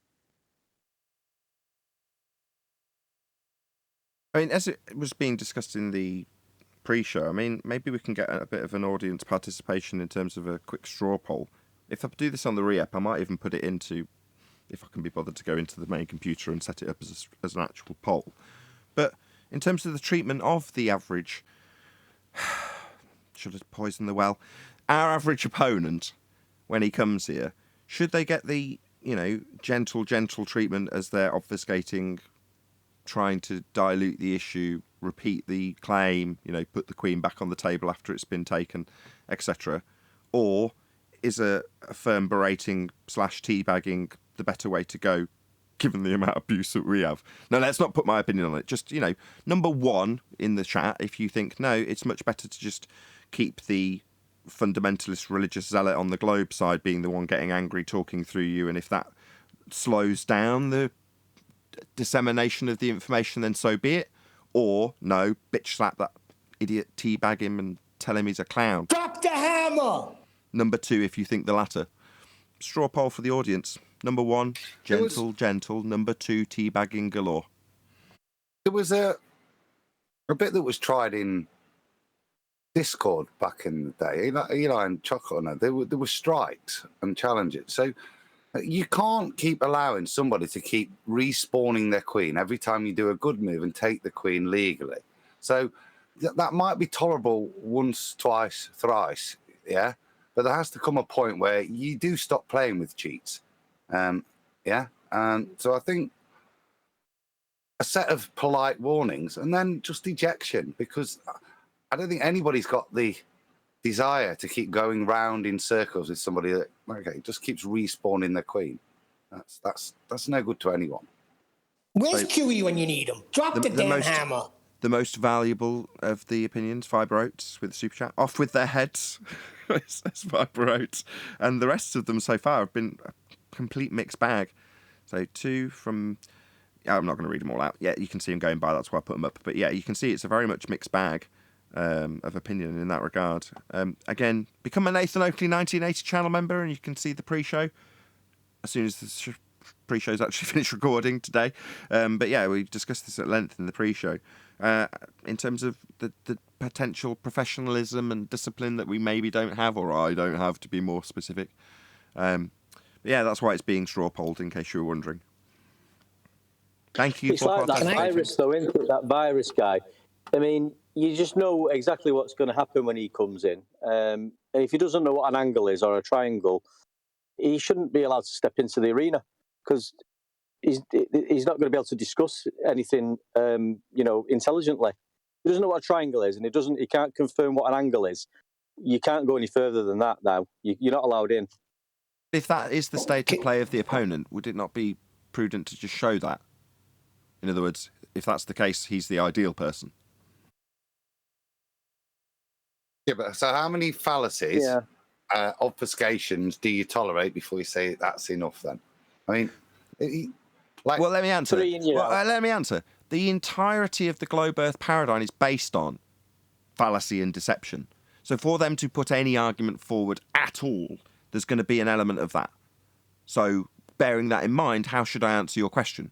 Nobody would ever come at all if I laid down that rule with the stringency that potentially it's being bartered for here. Yeah, I can see your point. Yeah, it does have to be.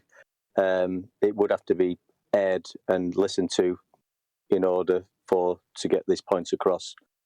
But but for example, that guy, he comes on. It's just the same thing with him all the time, isn't it? It's just round and round and round and round, and he's talking gibberish, and you just know where it's going to go.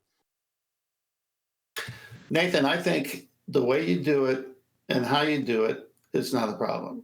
And the audience needs a bit of entertainment when you run into the responding anti-flat earthers. I just think it's a language issue, so that the kids could hear it. That's just my personal opinion. So don't change anything, but in how you berate them, but just change the words you use to berate them. I think you don't change. Sorry. You don't really have to change. The style of the show is fantastic. They come in here, they commit a fallacy, you call them on it. Then they commit it again, you call them on it. And the audience sees the stupidity from the globe side, which we need to allow them to see. And then you reject them because they're just not listening. So now, would it be great for a 12-year-old to listen to this or a 9-year-old? Absolutely. In the current condition, the parents may not agree. I think it's the 9 and 12-year-olds that are the problem. It's the 5 and 4 and 3-year-olds that definitely don't need to be listening to the kind of language that I'm using. You know, I make sure my kids are nowhere near or not in earshot. So, you know, the 8-year-olds would be, you know, excited for that. I know I've got a cousin who loves it. No, I'm not saying that. When I was 8 years old, I wanted to hear that stuff. I was exactly. Like, oh, okay, it's fun. Okay, yeah, but that's not what I'm saying. I'm saying what from the parents' viewpoint, of what they will allow them to hear. So I'm not saying because kids are going to want, don't do this, or I'm going to go do that. Well, since you bring up kids, let me give you a quick little story. Yesterday, when I was leaving the mansion that I've been working in, there was a couple of kids that were doing their homework on this massive counter. So I said to them, are they still teaching that the Earth is a sphere in school? And I was shocked because both of them turned around and said, no, it's flat. Amazing to me. So how old were they? What's that? How old were they? Probably 13. Oh, cool. So should I drop the new intro outro song that was going to be based on Team America? Heck yeah. I suppose I could change it to heck yeah. Flat Earth debate. Heck yeah. Yeah. Coming along to save the mother heckin' world, yeah. No, it don't work. Mother trucking. The mother trucking world. Yeah, no, I don't like it. How about flipping? Change the mother. No, I don't like that either. No, we'll scrap it. We'll stick with the original. There's only one thing that satisfies. No, the swearing. Just got to cut down on it.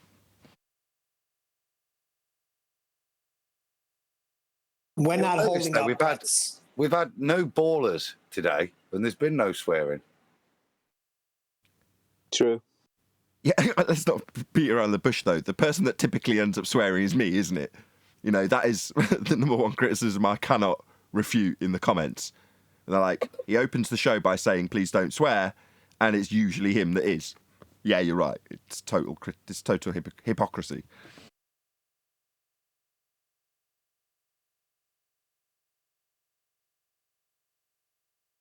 Still blame the ballers. Yep.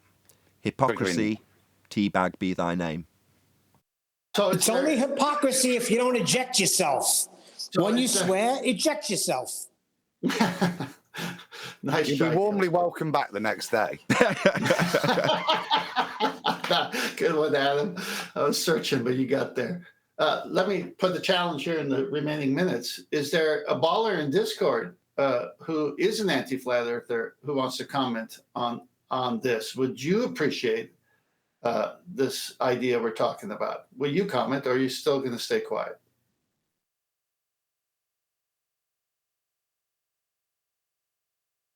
I'm a baller and I feel incredibly mistreated when I come here.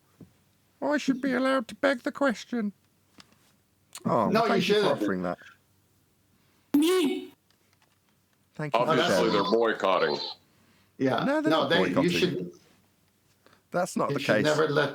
Sorry, go on. You should never let them. You should never let them beg the question. That's the best part of your show. The best part of your show is you're showing people what fallacies are, and so it's amazing what we've all learned on this show, because we'll be out there in the real world among whatever we all do. Someone will say something, and this has happened to me. I'm sure someone else will, pipe in here. I'll say, "That's a non sequitur." It's like I never would say that before this show. I would just say, "Look, you're changing the subject. You're going somewhere else." Now it's like, that's a non sequitur. I'm not even going to give you one more second. And it's like, what? What's a non sequitur? Yeah, I'm like that. I'm only just getting used to some of these red herring words and things. I never used them or came across them. So yeah, it's like I said before, it's a great show and you do learn a lot. It is entertaining. I'd just come for the salty balls rubbing on the head. Really. Right, let's stop that. That's outrageous. Right, shout out to Fibroach says, thanks a lot, 10th. Swearing brings ... good karma, ? Yes? Checks out? Yes, I'm sure it does check out, Fibroach. Thank you very much indeed for the super chat. And John has a question. Send super chat. Is John wearing camo hat? He sounds like he is. I don't know. Are you wearing a camo hat? Strange question. It's my southern accent. I'm guessing she assumes I'm like a redneck. Oh, is it racist? But yes, I am. Yeah, but I am wearing a camo hat, yes. That's outrageous. I'm 17% camo wearing. With that, I'm going to say a huge, massive, enormous thank you to both Discord and G+ panels for making today's live show possible. If you are watching this on either Nathan Oakley 1980 or Nathan Oakley Premiering streams, then stay tuned, as there will be an after show to follow. Another massive thank you to all of you for smashing the super chat, liking, commenting, sharing, subscribing, joining as a Nathan Oakley 1980 channel member, and all that good stuff. Once again, stay tuned if you're watching on either Premiering stream. I've been Nathan Oakley, and I will see you all in the next video.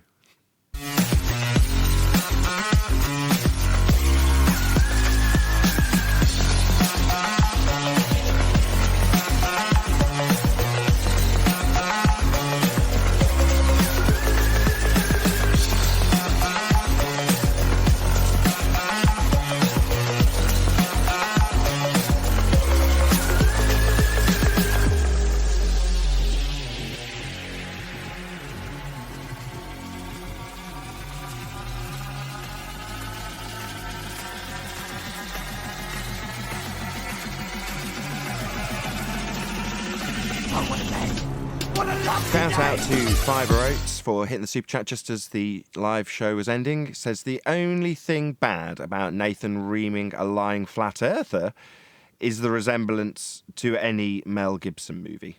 Thank you very much indeed for smashing the super chat right at the end, Fiber Oats. Really appreciate the support.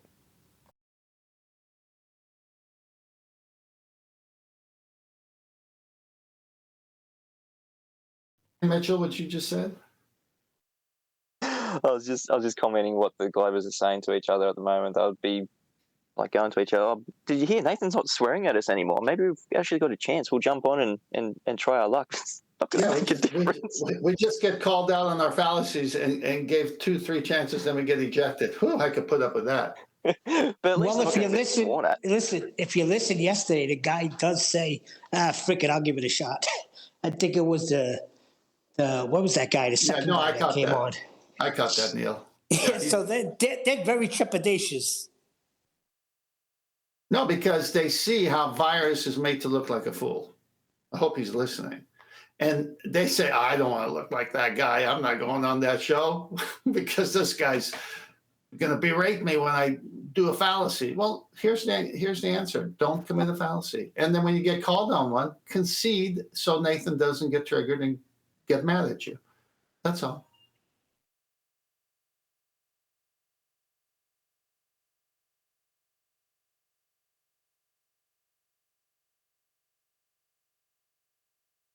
I gotta go, guys. Have a good one. Take care. Nathan. Good to catch up, Mitchell. Bye. Seeing you. Yeah, but you have to commit a fallacy to start any argument. They have no choice. Same thing like with we have to measure it flat first. Yeah, no kidding, because you got no choice. Yeah, but that's because it's a lie in the beginning. So whenever you have a lie and you're trying to keep it going, you're committing fallacies because when people are asking for proof, you lack any proof for your lie, you have to obfuscate, commit fallacies, do all the different things that they do. Change the subject, focus on behavior, something else, because I don't want to admit I don't have anything to back my globe claims. What a great word. Trepidation. A feeling of fear. Start that again. A feeling of fear or anxiety about something that may happen. Great word, Neil. Yeah, it's on the calendar for word of the day.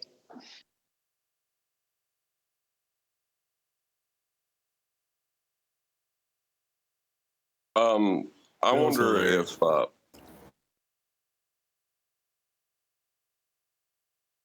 was just wondering if in their minds that like when they hear someone, because they're obviously not listening to the rebuttals.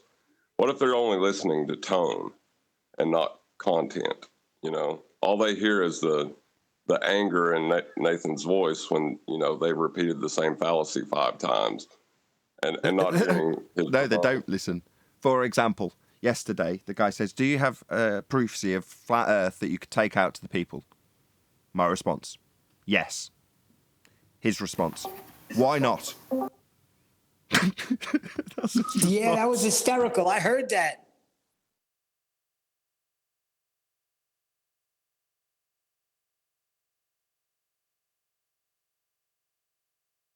Yeah, they don't listen to what we're saying. They're just outraged that we're here at all in that instance. How dare you challenge what I was taught in school? Go on, Neil, sorry. Hey, yeah, he actually said this show's gone to shit. Is he out of his freaking mind? We are growing and we are knocking down walls. I don't know what the hell this guy's talking about. I don't know about knocking down walls. I have a very consistent, steady growth as I pay Knocking close down attention. walls. Okay, if you say so. The show's growing at a rate that I'm happy with and have seen consistently since I've been doing it as a job. So I'm very happy with the growth. Would it be happier if it was quicker? Yeah, of course.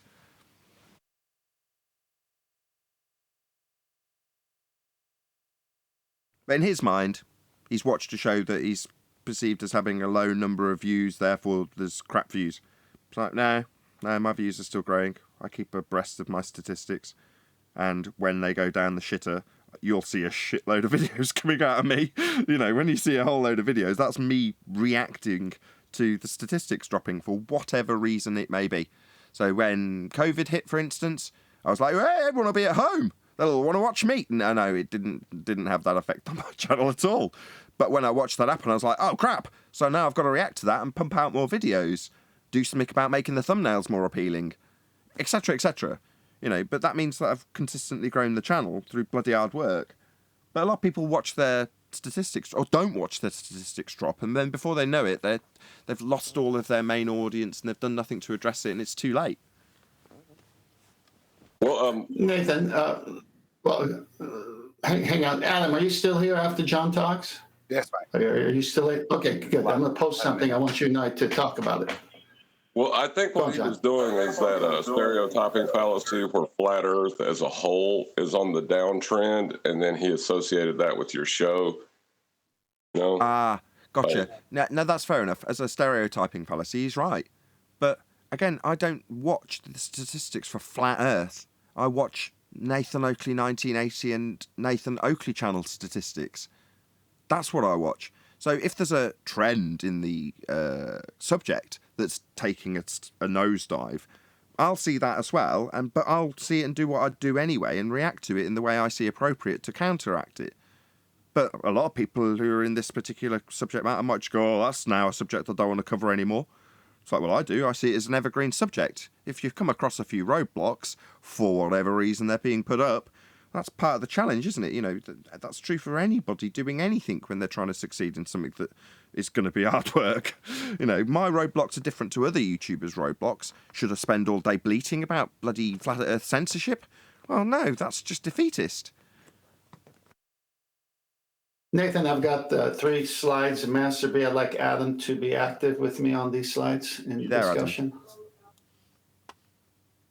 He might not be around. Yes, mate. Yeah. I've got about 5-10 minutes before I've got to go, so I'm all... I've got the first one on the screen. So it starts with the true altitude, right? Yes. Yeah, let me just read this. The true altitude of a heavenly body is the angular distance of its center as measured from the center of the Earth. The observed altitude of a heavenly body as seen at sea by the sextant may be converted to the true altitude by the application of the following 4 corrections: dip, refraction, parallax, and semi-diameter. Dip of the horizon means an increase in the altitude caused by the elevation of the eye above the sea level, above the level of the sea. The following diagram illustrates this clearly. If the eye is on the level of the sea at A, it is in the plane of the horizon CD. And the angles EAC and EAD are right angles or 90 degrees each. If the eye is elevated above A, say to B, it is plain that the angles EBC and EBD are greater than right angles. Or, in other words, that the observer sees more than a semicircle of a sky. Hence, all measurements made by the sextant are too large. In other words, the elevation of the eye makes the angle too great, and therefore the correction for dip is always subtracted. What are they saying about right angles and 90s, and they don't belong in sextant? That's exactly what they're saying there, isn't it? They're saying, because dip, and that diagram's nice with its flat, plain base. But you can see what happens, how it perverts the angles, that they need correcting because we need to align to the flat plane base. So it's just stating, really, in a very convoluted way, but a nice diagram, you know, what we know about dip. It's there to ensure that we do have a 90-degree angle at both the observer and at the GP. So what does that make the surface of the Earth then, if it's a right angle 90 degree? It's got to be. It's got to irrelevant. Oh, flat. Flat. Flat. So you see the dotted line where B is? That's the height of I. And so you got to bring that down so it could be having a true right angle with the GP flat. When they do the sensible horizon with a bubble, they have that dotted line parallel to the baseline of DAC.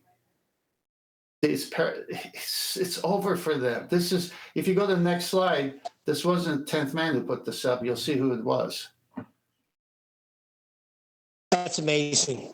Lieutenant Ernest G. Draper, USNRF, head of the Department of Navigation Officers Material School, Naval Auxiliary Reserve. And the next slide shows the book.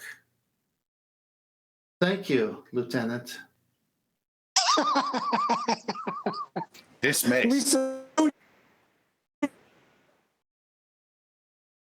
Absolutely, So, Neil. Kent, you're not coming up with these elevation angles and proofs. You don't got a flat Earth book reading? No, Indeed. Neil, I'm just a private. Objection. This isn't applicable to a sphere Earth. That's right. It's not. Objection sustained. Yeah. This isn't relevant to the ground on a sphere. I know that's a modern publication as well, 10th, 2021. Not some. See, for the longest time, they're saying dip correction is for that mathematical line that they draw that Brian likes to show as mathematical, which is the geometric horizon, which doesn't exist. So they have all these lines. And here, clearly, dip is to get a right angle because the sextant is an angle measuring device. You need your 90. You need a right angle. You need a flat baseline. And this is what dip is. There's no mention here of Earth curve. There's no mention here of that other line in the diagrams that they fool people with. Exactly. The sphere Earth is not applicable.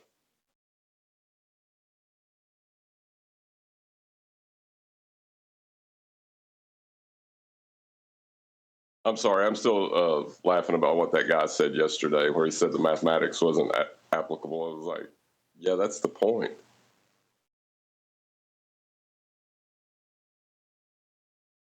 think he did respond with something like, "You got a point there."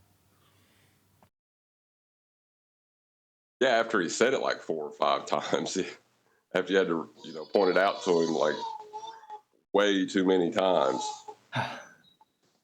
No, I like when he remembered that you did not make a claim, Nathan. You didn't let him off the hook on that one either. Well, he can really thank Conspiracy Cats for the dry run on that one. So Conspiracy Cats did exactly the same thing in exactly the same arrogant way. Well, look, I know all about diffraction limits. Really? The ones that aren't included in Earth curve? Well, thank you very much for your examples. Nathan, go to the next slide so I could close this out with the illustration of what I was saying verbally. Yeah. All right, so here's the observer, right? And then there's the observer's height of eye, dip correction, to get a true 90. So there's the observer's eye, and then there's the correction to make it parallel to the surface of what you're on. And then they draw the sphere, which that dingleberry doesn't exist. And then they got O to D, and T is the tangent of O to D on that curve, it looks like. So, I'm not going to argue, is the observer on the tangent or is the curve of the Earth at T the tangent? Let's forget that for a second. Here's the zenith above the observer, the Z. The star in question is casting its ray of light, and the observer is at, say, 6 feet tall, and he's got a sensible horizon, which means that it's parallel at his eye line, the top line, horizontal line. In order to use the sextant at sea, you're sighting the actual sea horizon, and that's 6 feet above it. So you must do dip, which is always subtractive, to bring it down to match that same one on top with the bubble sextant or any other way you want to do it when you're not at sea, an artificial horizon. So the artificial horizon is a level flat plane baseline. The actual sea horizon after dip is actual flat baseline, because as the article said from the lieutenant who's the head of navigation, it needs to be a right angle 90. That other thing, that geometric non-existing horizon, and that dingleberry sphere do not exist in celestial navigation. It's just pictures. See, that last picture there, and contrasting to the first one, where I talked about just moving up and down your zenith, how it opens up the angle more and more, and that's why you have to take more and more away. If you look at this one, the same thing's there if you take the observer to H1. That would be moving from O1 up to O. It's still going to move that angle along that 90-degree flat baseline that they're relating things to. In this one, though, look, they're looking at D with a tangent of T. So obviously this then reifies the horizon now.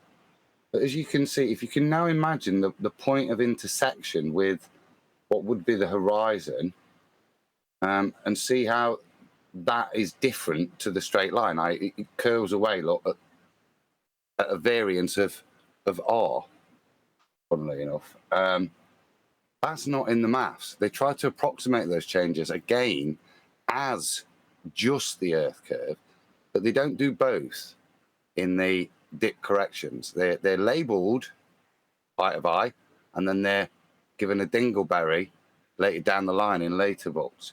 But the math stays the same, and it relates to the first image. And hopefully you can see the difference in the maths, that you would be going from H1 onto the T line. It's a very different line. That's it. Just hopefully that diagram kind of shows you the difference in the numbers. Cool. Thank you very much, Adam and Tent. Yeah, one more for Adam to look at, if you don't mind, before you go, Adam. So here's one doing the sensible horizon. And obviously, guess what happens after you do dip correction using the actual horizon? It would be the same baseline. So you get your right angle 90. Yeah, if you just go back to that first diagram, that's the one that shows you what you're doing. In reality, you see what the angle you're correcting. When me and Brian say you got to bring it up or bring it down, you can see it doesn't matter, because what you're trying to do is resolve that the angle from your zenith to C, EAC, is 90 degrees. Because if it's not, then it's going to knock the triangle out, as you can see there, making it no longer a right angled triangle because of your height. And that's all you're doing. So when I say it doesn't matter which way around you do it, it's because as long as you resolve that to be a right angle, the star will give you the same reading, same apparent reading.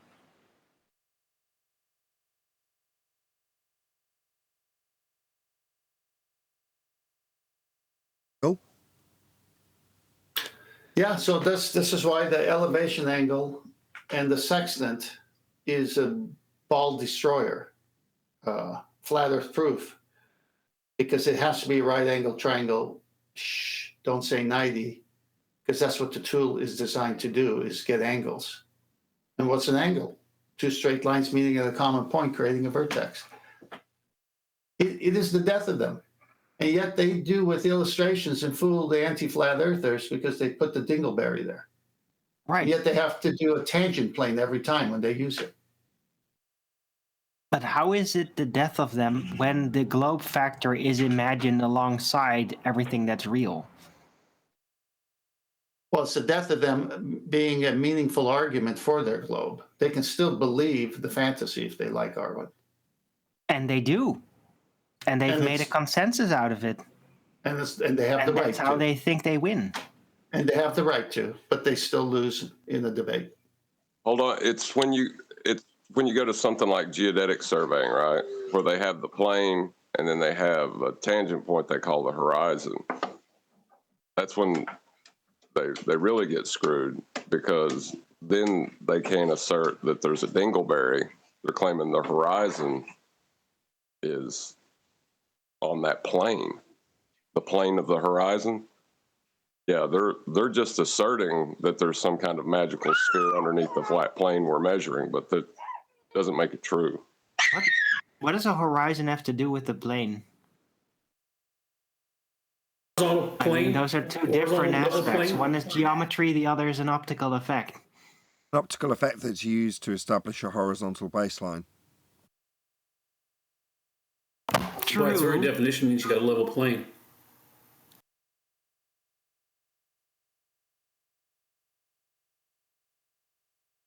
Look it up. It means level, horizontal level plane. Right, but they're two different fields, and then one field is used to establish the other. Right? So horizon is used to establish the flat plane, but it's not the same field, technically. It either is or not.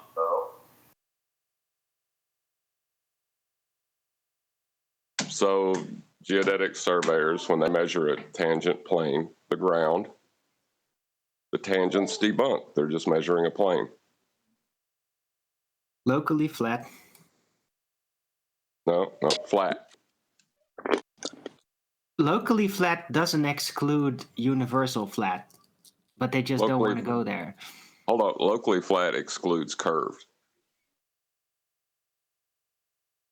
You're on the XYZ. Geodesics, dingleberry. No, you can't put a dingleberry Earth underneath the Earth.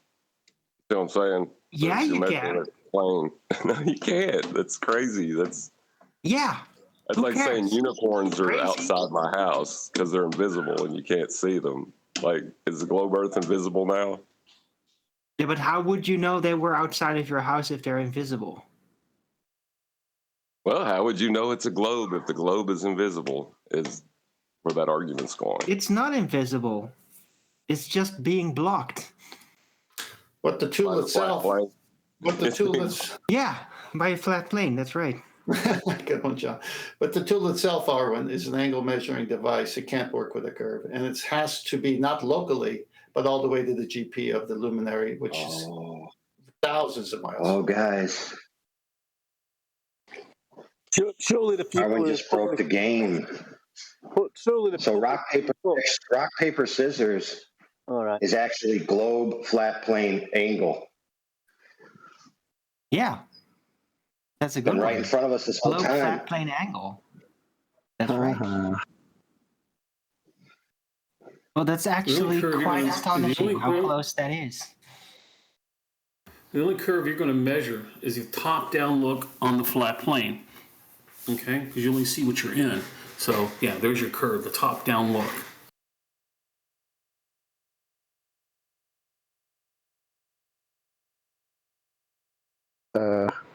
What curve are you going to measure? The top-down look. We're in a dome. It went around. Captain Cook went around the flat plane. And that's the curve. You look top-down. That's the mocking. You know, you draw a circle. It's a top-down look. And every time they draw a circle to measure, that's the top-down look of the flat plane. It's in a circle. Obviously, we're in a circle, so that's the measurement they're using. And that's the mockery they do. That's Illuminati. They mock them. The top-down look of the flat plane. That's their curve. Are you saying like the cone perspective? Yeah, the top-down look. Like you're playing a game, you do a top-down look of a game. So you do the top-down look of the flat plane, and there's their curve. That's the only curve they're going to measure is they do the top-down look.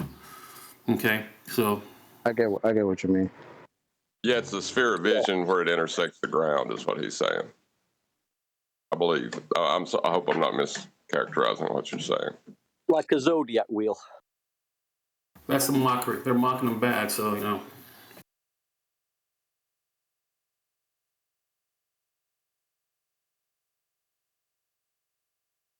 Well, I'll just say that in rebuttal to all of 10th Man's well thought out and put together argument, that none of that is applicable to a globe Earth. That's the rebuttal from the best rebuttal I've heard. I like it, John. Well, you're going to run that one, aren't you? What Oh, yeah, that's going to get... Yeah, I'll never forget that. That was hilarious. Well, those maths aren't applicable to a globe. He just didn't say a globe part, you know? Hey, that doesn't fit our model. Is there no one in Discord that wants to tell us all about how we live on a magical spinning water ball? Under the flat plane. Don't forget, it's got to be under the flat plane. Oh, my bad. Magical spinning water ball with a flat plane on the top. I'm going to have to revise that. Where's Stag? Stag is good at fishing them out. Come on, Stag, get us some ballers in here.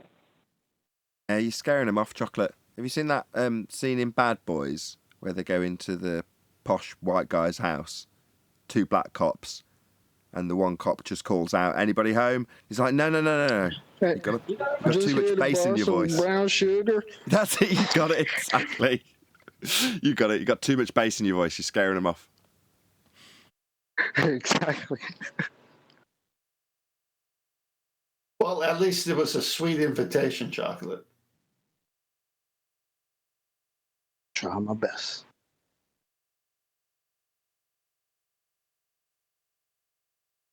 They're all just knackered and staggered from all the paradigm breaking information. Right? So Stagoli was about to do a better job than Chocolate did. Go on, Stag. No, I wasn't actually. I was just gonna say that they were skanking a lot in the during the live show, but they've kind of trailed off now. QE's in Discord now, giving them hell. I take it all back, Chocolate. It's QE's fault. It's just his presence has scared them all away. Yep. Good job, brother. I can't blame him. I'm kind of scared to talk to QE too. Really? I'm not. Well, no, it's he did give up his balls when he joined Flat Earth. So yeah. No, QE. Tell him to get on with it, like I did the other day. No, I seen how John. I seen how he like when I first come to the group, I seen like how he just like dismantled people, and that's intimidating, you know. So I can understand. Yeah, I can understand that. because obviously you were on the ball side. So my first impressions of QE on it wasn't my first impressions, but it was his first debate. My first impressions were actually him discussing stuff with Cathexis, but my first introduction to him debating someone was Rumpus. And Betty had saved the debate and sent it to me after a couple of months of discussion with him about fallacy and such like, scientific method mostly. But then she sent me that debate and I was like, whoa. And then I later found out it was like second week of Q being on the scene. He just took apart every single Rumpus argument there was, just took him to the cleaners with a very limited knowledge of flat Earth as a subject matter or a thing to be stereotyped. Just got here and just applied logic to flat Earth in the same way he'd been doing with fundy zealots claiming creation. There is a way, though, even for ballers, to basically outmatch QE. There's two ways. For ballers, there's only one way, and that's to basically roll out the fallacies quicker than QE can name them. If you can hold on to that, you can actually seem to win the argument.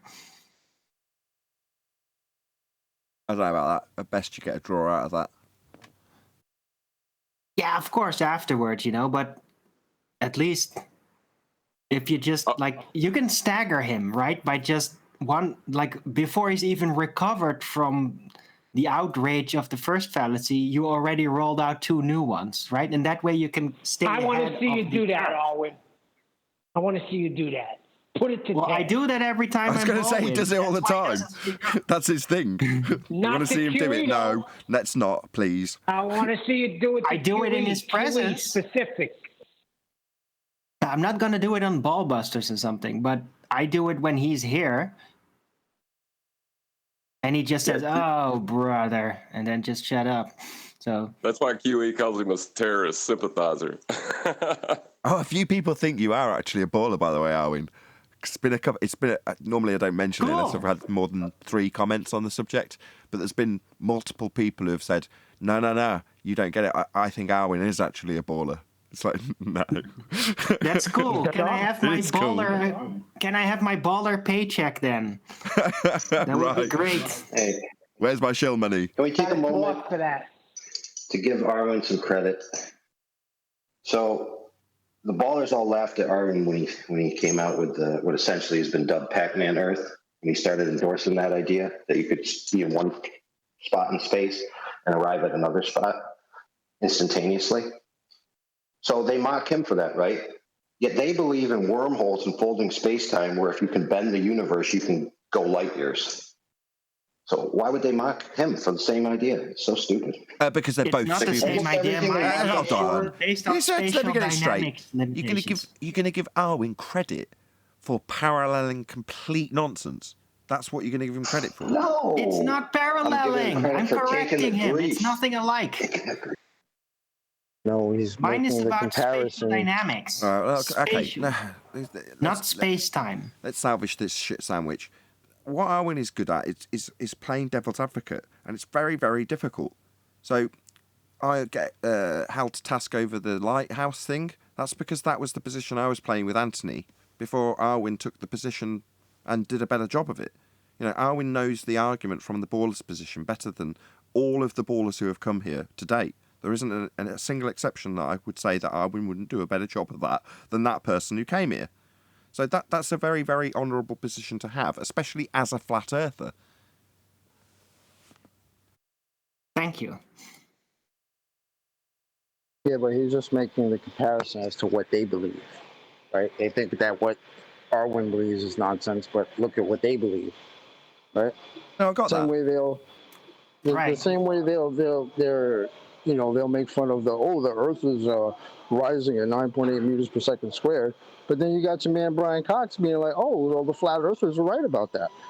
But it's sympathising. Well, let me just paraphrase it. I'm not knocking you, Overlord, and I appreciate what you're saying. But by the same token, it's like saying, who are you to knock the Flat Earth Society, who are wonderful, like we're praising Arwin, when they say that the Earth rises at 9.8 meters per second, when you've got a downward vector 9.8 meters per second. It's like, no, they're both equally absurd. Why praise one over the other? Yeah, but you need to understand where the 9.8 meters per second came from beforehand. which is from Einsteinian relativity. And they put it into the Flat Earth Society so that the stupid idea of relativity could be cast onto flat earthers. Maybe. But I want to emphasize one big difference between Ballwin emulation and my own flat earth conceptions and the ballers, right? You have to. I actually know what I believe.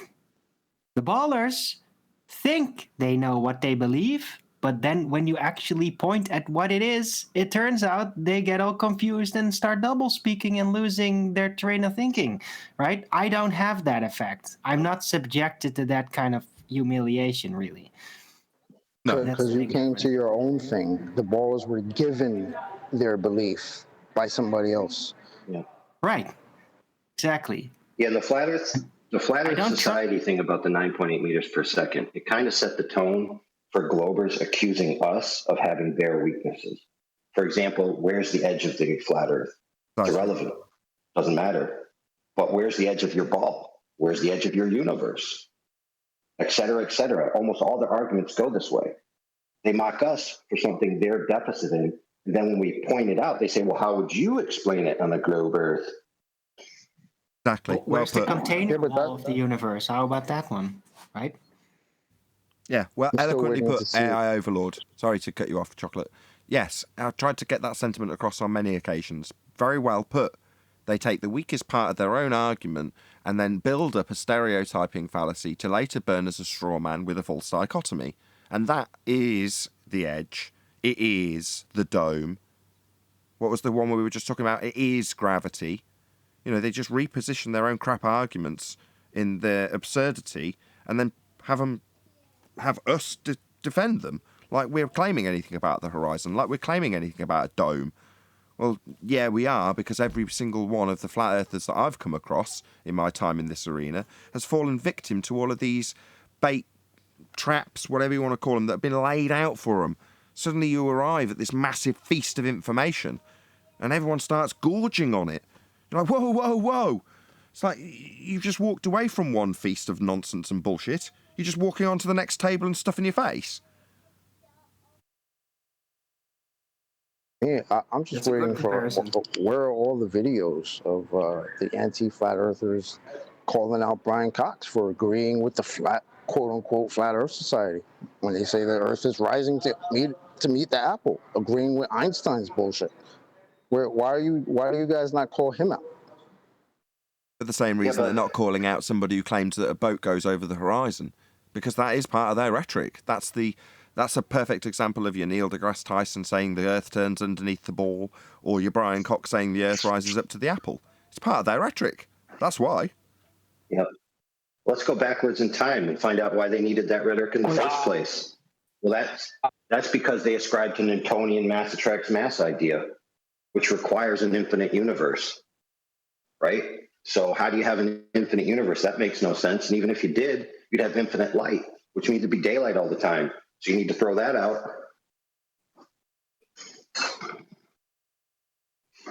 Riddled.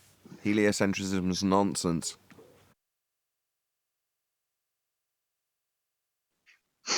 Yeah, then they'll tell you that Einstein's field equations are essentially mass attracts mass Newtonianism, right? Okay, so what do you need? You need a non-expanding universe, an expanding universe, and an infinite universe simultaneously. Sounds reasonable. Oh, that would be underneath the dome. Yeah, that checks out. Would that be under the dome? What dome? Yeah, we're in the dome. Are we? What evidence have you got of a dome specifically? Yeah, the Emerald Dome. You don't realize that? No. Realise? No, I've never seen a Emerald Dome. Well, since the sun is yellow, what does yellow and emerald result in? That's not a good question. I'm colourblind. I have no idea. Oh, sorry, I didn't realize that. That's okay, but make your point anyway. Don't let that distract you. Well, if it results in cyan, we look at it every day. Blue. Gas is not a color. The sky. Does gas have a color? I ask you, does gas have a color? Maybe. Well, gas does not have a color. They lie to you every day. I mean, Hillary Clinton said we're going to break the glass ceiling. Ozone layer, oh, it has one hole. Gas has many. Doesn't have doesn't have anything. It's not solid.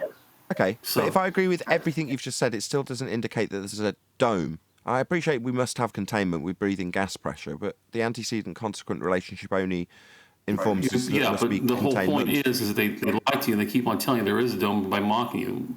We're going to break the glass ceiling, Operation Fishbowl, time and time again, and the military knows we're in a flat plane, and they talk about it within those books. I agree. I Fishbowl. agree in terms of your description of them mocking us with the dome specifically, but I think it's a dome specifically so that we ascribe some physicality with a descriptive, type of terminology attached to it, so that we can be held to task with that as a straw man to burn. Now we know there must be containment, but dome. And I know you're not arguing for that in that context either. You're just saying, well, they mock us because they know that we're not going to have a sky vacuum and space. We must be contained. But it's just the word dome that I'm objecting to, and you're not picking up what I'm putting down, so fair enough. Well, we do have a problem. Firmament, what does a firmament mean? Vault. And there's many definitions of it. Vault. Okay. Dome. What else do you want to call it? Let's take your first claim, though. Gas doesn't escape, so there's a containment. And he said your first claim is that the sun is yellow. Yes, that's right. Magnetism. I call it the sun, whatever you want to call it. That's what he said it was. So electrical magnetism, it's harder. It gets harder in the center. That's white, and cooler on the outside. There are no colors or different heat exchange, so it's yellow on the outside. So it reflects off the emerald. That's my best study. So I'm going with that. Okay, that's great. So what color is the sun in high altitude balloon footage? My best study has been yellow, okay? And yellow reflects off of green, makes cyan, okay? So that's why we're seeing the cyan blue, okay? It's certainly not, gas is transparent, okay? So that's what I gather it to be, cyan. Okay, but what color is the sun in high altitude balloon footage? Excuse me? When you send up a high altitude balloon, many people have done it. What color does the sun look like? White. There you go. White, yellow. No. Did we ever look at it? Did we ever look at the towards the dome at that point in time? No, we never did, because it was. Did we ever, when the balloons were going up, did we ever have a chance to look at the dome at that point in time? What dome? Yeah. If you're talking about the balloons that went up to observe the flat plane, did anybody ever have a chance to look at the dome? Not that we know of. We don't know what we we're don't identifying. know where it is. We don't know what that we're is. looking at the dome. Exactly, Owen. So on screen now, I've got a picture of a high altitude. It might be CGI. They had high altitude balloons, and all they had to do is point towards the dome, up high. Or if they don't believe it, then they can sure as heck try to look up towards that way to see if the color changed. You're just presupposing a dome. Right. No, I'm not presupposing a dome. I believe in Yahuwah. I call him the highest command. So Yahuwah, Elohim, Yahushua, Holy Spirit. Okay. So what he's written and told us to write down, I believe the truth. Because gas has to be contained, so therefore there has to be a container. Firmament, vault. Okay? Okay, we all agree on that score. And when it comes to this essentially pedantic point in regards to your terminology versus our terminology, I don't think that, I don't feel compelled to challenge you on it. They've even I can say sonogram, not sonogram, radar. They've talked about it. The military's talked about it, shown it, I guess the best possible way. So if we can go from that conclusion, I've told you why I think what the color is, so we can go from there. Well, we've done balloon, showed the flat plane as it is, a flat plane, watching 2-hour balloon trip, as it were. Why didn't we point up towards there? We're hitting the flat plane time and time again. We should go beyond, talk about electrical magnetism. We should talk about the dome. Don't May I- start Why don't we talk about may how I- Okay, hold it's on. yellow Hold on. from Everyone, the hold on. ground? Hold on. triggering Hello, me. hello, They- hello. Just one at a time. AI Overlord, go ahead. Yeah, what I want to talk about Talk is about the sun. Why is it the sun? It's Constantine. not ball Hold on. gas. We know it's Constantine. electric Constantine. active. Hey, Constantine. Hello. cool it. Just let him reply. Can you just pop yourself on mute while he replies? Thank you, Constantine. Okay, what people are failing to follow is you said the sun is yellow, which we do observe it to look like, but also appears orange and red. But when you go above levels of the air, right, and you're in thinner atmosphere, it appears to be white. And it makes more sense that it's white because then it can emit all the colors. For it to be solely yellow wouldn't make sense. So what do you say to that? You're looking at it from different angles. It's not really gas. It's not really anything. Think of it as two disks going faster and faster and faster. It's based on electrical magnetism. Okay, I think of this as two disks running faster and faster, going faster and faster. The center is white. As you go out, it's different colors. It's just like a match. Just think of it as a match. What are the two discs? Better analogy. Yeah, well, what the heck? Are you assuming that it's an apparition in the Euclidean position over the flat Earth? Because it's not. It's not what you think it is. I don't know really what it is, but I think of it as two disks going faster and faster. If you ever seen Proton Mail, Okay. I think they're actually. No, that's fine. No, stop. Everyone, stop. Hello. That's fine. So your concession is what I'll take. You don't know. We don't know either. And what's going on? When Proton, we log the Proton Mail. Hold on. Constantine, Jesus wept. Constantine, you've got verbal diarrhea. Please. What? Flat the impaler. Verbal diarrhea means I'm spouting out shit. Constantine, if you cannot shut up, I'm going to have to remove you. Flat the impaler. Please, can you pop yourself on mute? Hello? I mean, technically, you only have to pay for the flight over there. Ugh. And whatever money you have is money. Yeah, join a show and then talk about your flight plans, dickhead.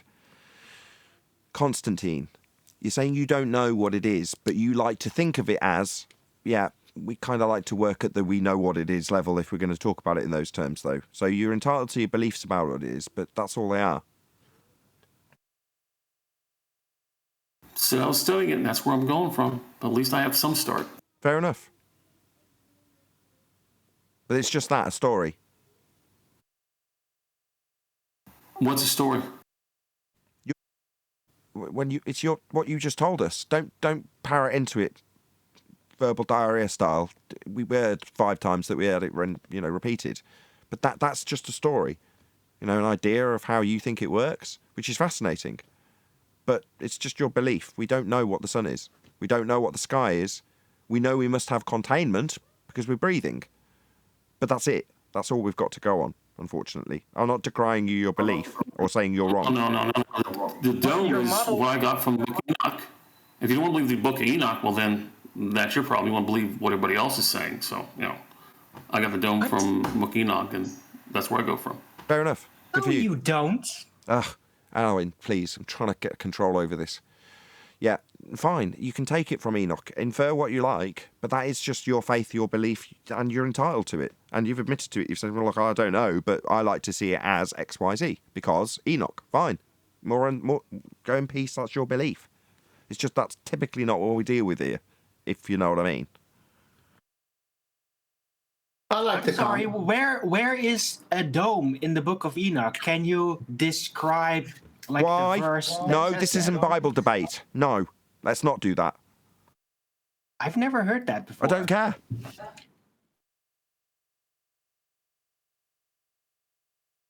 So we're all square. Dome, well, maybe not. Containment, definitely. We do have a starting point, though, and Tenth has given it to us with the Sextant argument.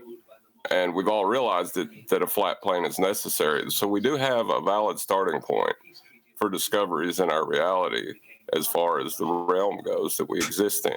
Totally disagree. That's what we should focus on. The relationship that we have with a parallel roof, let's call it, Brian's terminology, right?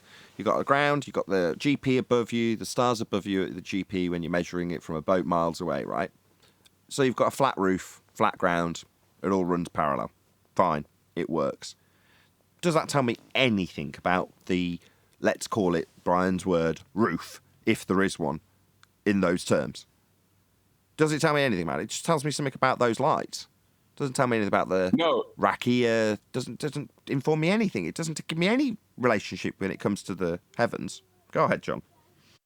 No, that's not what I'm saying. Why focus on the things you don't know? Stick to the things you know. You know, we know the Earth is flat. The whole point of this topic is whether the Earth's flat or not. Why not stick to what we know instead of talking about what we don't? Because I appreciate the guy's sentiment. He wants to know more, and he's only got what he's got to go on. I mean, admittedly, his explanation was, well, at least I've got a story. It's like, man, I want more than stories. No disrespect. But he's saying, well, I want to inquire further. I don't know what the sky is. I know what the bullshit is, but I'd like to know more. So from that point of view, you know, as much as with one hat on, I have to say, no, we don't need to defend a claim about the horizon. But I'd be hypocritical if I didn't point out straight away that we did get, you know, fall victim to that trap and end up spending a significant amount of time investigating it. So we could explain it in a false dichotomy. We didn't have to justify.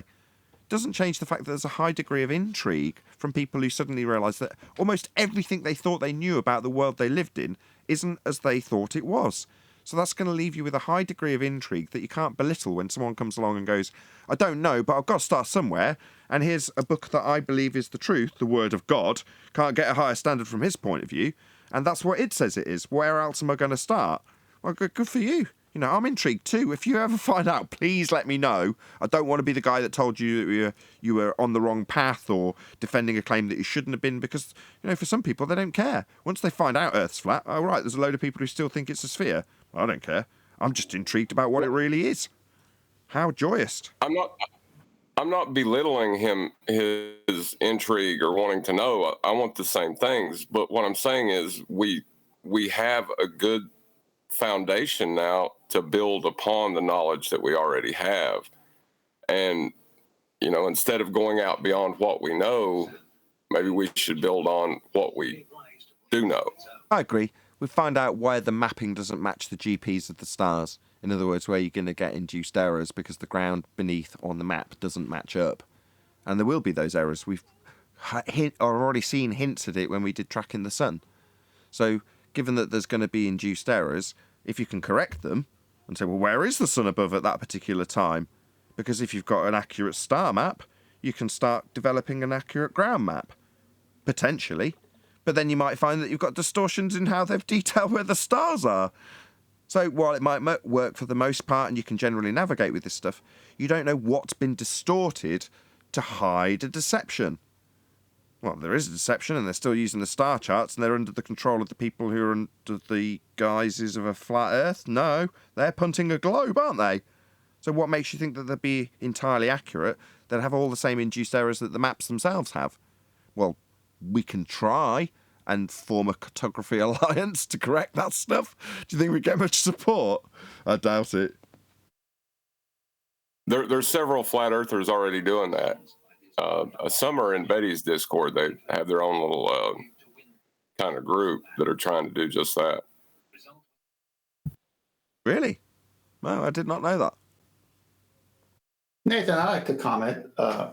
I believe in the Bible, and I've studied Genesis, where it says firmament. And when you get to the root word raka, which is prior to rakia, it says to beat, stamp, beat out, spread out, stretch. Doesn't really give a shape, although it could very well be a dome as the shape, but it's not describing a shape. It's saying it's something solid because God separated the waters from the waters. So there's waters below this thing that's beat out, stamped out, the firmament, and there's waters above it. So it doesn't. It sounds like describe any geometric aspects. Basically. It sounds like more like a description of what we do here to fundamentalist religious See you guys later. Adios. Right. So when a fundamentalist religious zealot gets here and makes a claim about Earth being a sphere, they get... Can you just read out the description of Rakia again? The firmament treatment. To beat, stamp, beat out, spread out, stretch. Right. Very good, Nathan. Like the Terminator in a hydraulic press.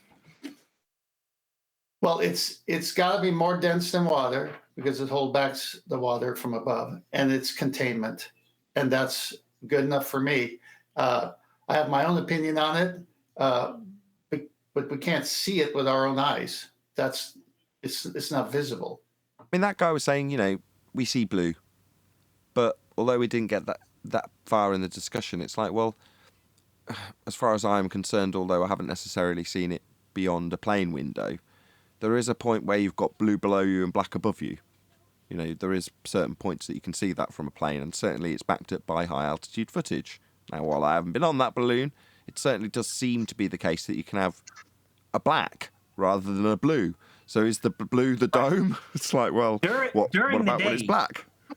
Right? During the day, while it's blue down below. So I always thought that, okay, if the dome is colored, let's just call it the dome, then it's probably chromatic. It's like a sort of a prismatic color effect that colors it. And we know as daylight and nighttime. Does anybody else get it's not a consistent color. Splitting headache when this kind of speculation takes place? And what it was I was trying to say to the guy that was mentioning it, if you go at high altitude and you no longer see color above you, then it can't be the dome above you doing it. Whatever's causing the colors that you experience on the Earth is happening below the sun. Right. There's kind of speculation, right? That's the spatial relationship I was trying to get that guy to talk about. Below? I'll just try and get it in one more time. The location. Oh, God damn. Sorry. Yes, this kind of speculation gives me a headache. Because, yes, I appreciate your book might say that 10th man. I appreciate that you might be able to envisage it doing something, Arwin. I appreciate that the other guy's got Enoch to infer this. None of it's of a standard that I can accept, though. It just gives me a headache. Well, that's one we can pinpoint what it can be, what it could be, right?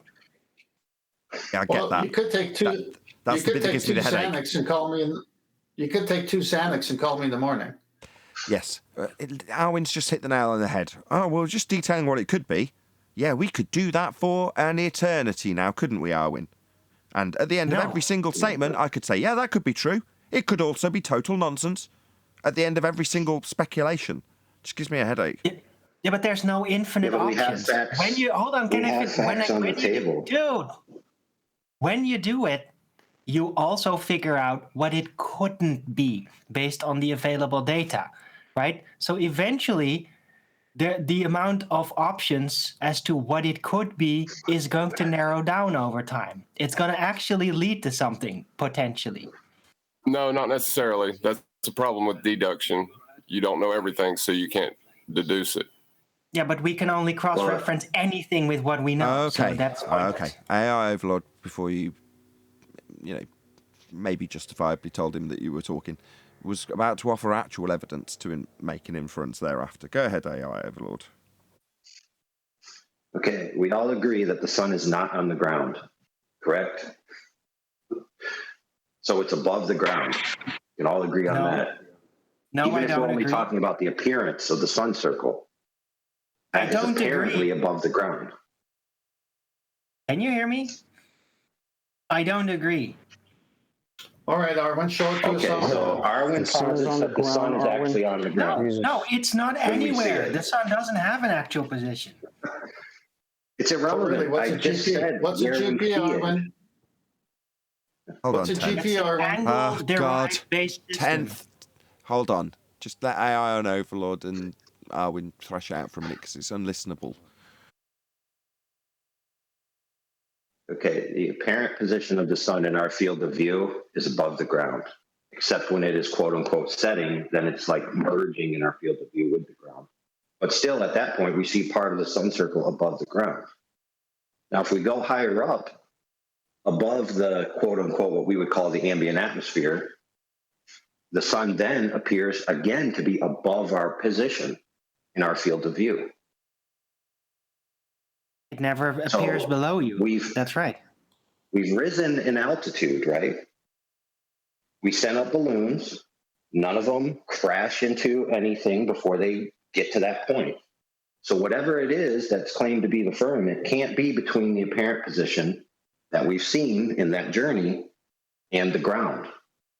Now, if it was what was causing the color, and if the light of the sun hitting it is what caused the color, then when we got above the ambient blue atmosphere, when we look up, we would still see blue, but we don't. We see black. And when we look at the sun, we see white rather than yellow, when which we were on the ground. Yeah, physical things can't be in between or anywhere in relation to apparent positions, because apparent positions aren't actual.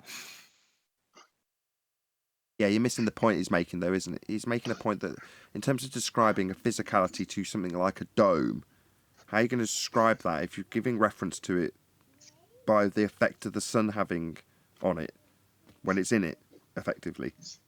Your positional reference to the sun wouldn't infer that you've got... I'm butchering your point. Maybe recontextualize it or make it more concise. Well, the guy previously said that the sun is yellow and it's hitting the dome and then giving us blue. Okay, if that were true, then when you're above the ambient atmosphere, that would still be going on, because the dome, if it's a physical structure, must be above you. Yet we only see black. So that can't possibly be true. Okay. Therefore, black dome. Good point, AI Overlord. Yeah, I it's a agree. very presuppositional point there. Yeah. Okay. We don't know what the dome is. We don't know if there is a dome. If That's a the point. green wall is green and you have the light on, it's going to be green. There you go. How much harder could it be? Well, did you actually see the wall, approach the wall, touch the wall, and realize that it is green? Oh, my goodness. He wasn't arguing that it was. Oh. Sorry, I'm losing track here. Yeah, indeed. But we don't know anything about the sky. We've got very limited information. Very, very limited information. The patterns, the repeating patterns of the stars, that we've got a very good handle on. Right, the cyclical nature of the celestials is very persistent. Let me do a physical example, which you obviously can't see, but I'll explain it. Oh, great. Okay, so I'm looking at the wall in front of me. The light is hitting the wall. I'm now walking towards the wall. It maintains its color. I'm almost there. Now I'm here. It's the same color. It's been the same color all along. Now, if it spontaneously turned black, that would be very interesting, wouldn't it? Yeah. Right. Well, how does that happen if your wall is a mirror, though? You know? What? Will you... And if you don't have the knowledge that it is a mirror, then if you approach it not dead on, you might not even realize what you're looking at, right? So I've always thought that maybe, and I'm not the only one, maybe the dome or whatever that is somehow not opaque, but actually reflective. That would make sense why you can't get a bearing visual at any point as to where it actually is, right? So I wouldn't be able to compare it with just the regular paint on the wall that you shine a light upon, because that enables you to actually triangulate it with your eyes where it is in space. We don't have that luxury with the dome or the container. Yes, but have you ever seen a black mirror with the light on? Yes. What? Really? Yeah. Yeah, just don't have the light directly reflecting towards you, and it'll be black. Okay, just so where does... Point the mirror that come towards from? black. Away from you, away from the light, and you'll look at it, and the light's on, and it'll look black. Oh, yeah. Okay, so it's reflecting the black or the lack of light, let's say. I've got to stop this. That doesn't happen. Sorry, Overlord. That doesn't happen, Arwin, right? So when you look at high altitude images that have got the sun in, there's no situation where the light isn't pointing at the blackness, right? The sun's there. There's the blackness. So it's not. It's, No, it just seems like that. That's already physicality assumption bias making you visualize like it's in a specific position. Why did you have to? Why you're just guessing, Arwin? Yeah, there's that No, headache. I'm not guessing. Yeah, you I'm are. analyzing. No, you're not. You're just having a little guess. Black Mirror? What? That was an example, right? Where we're talking about, it's never possible. Well, if you're going to assume that the sun within that entire setup is already like a lamp, yeah, you're already unleashing your physicality assumption bias onto the entire scenario. I don't see the sun like that. It's an apparition. It doesn't have a location, only angular relations. And to assume at any point with any example that it is like a light bulb is one step too far. Okay, fair enough. Well, it's definitely like a light source. The sun definitely has a location at noon. No, we have light arriving, and we have a blinding apparent disk at the epicenter of the daylight or of the sunlight direction. And what is it in the morning? You can't compare it to a lamp. And what is it? What is the same object in the morning? Is it directly above me with the same location, or is it a different location? To call it an object is a presupposition. Now, see what you're doing. You're parsing words. I answer my question. Yeah, When I'm playing semantics because more words matter. It's tough talking to you when you're making guesses. That's Well, let called me a ask you this straw. question. I'm looking out the window and I see ambient daylight, and then I see shade, which generally we assume to be an obstruction between the direct sunlight and the ground versus the ambient daylight, which goes, seems to envelop all around. So is the light that's causing that shadow that's being blocked by the trailer, is it not following a path from a source? Wherever that source may be, it's still following some kind of path. Otherwise, how would a shadow exist? Because there is an angular approach vector for the sunlight, right? By the way, interesting you mentioning like the daylight, the ambient daylight, right?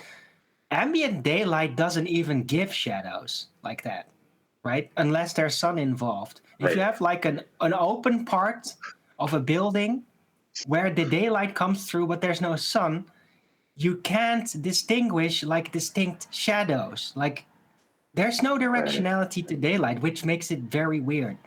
Arvin, you said angular. What's an angle? What? You said angular. In your description, what's an angle? Two straight lines. Thank you.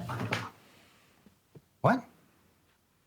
Well, AI just said what he said, and you just totally missed it. That the angle of the sun in the morning casts a shadow different than the angle of the sun at noon, where it's directly over something and there's very little shadow. Something moved called the sun. And you said it's an angular relationship. And then I asked you what an angle was, and you don't want to answer it. Two straight lines. I don't understand the point of that question in Just context. answer the question. What do you mean the point?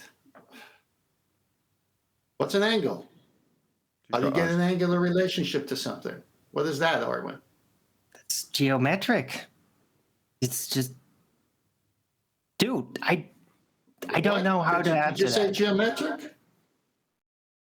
It's just something else. It's not positional. That's my point. That's why I say angular, because it's not Euclidean space-based position. If it's not angular, and you don't want to describe angular for whatever reason, why is it different in the morning than at noon? Not angular. No, it is angular. It is exclusively angular, not Euclidean position-based. So is the angle That different was in the my morning? point. Why the hell would you say the opposite? Slow down. Is the angle different in your point in the morning versus noon? Yeah. So what moved? You know the Earth's not moving. The sunlight direction moved. So what moves the sunlight direction if not the sun itself? I don't know. It's not an object in a specific position. The angle changed. That's all I know. The angle changed. Yeah, the angle of approach changed. That's all I know. It's not an object. Fine, for that to change, where whatever is emanating from changed. No, if you're saying emanation already, you're going one step too far, because that insinuates an object in a position radiating. We don't know that it is. I don't think that it is. I don't think it is anything. So every day of your life that you've seen the sunrise, high noon, and sunset, you don't think what you're seeing is real? I think it's a hologram.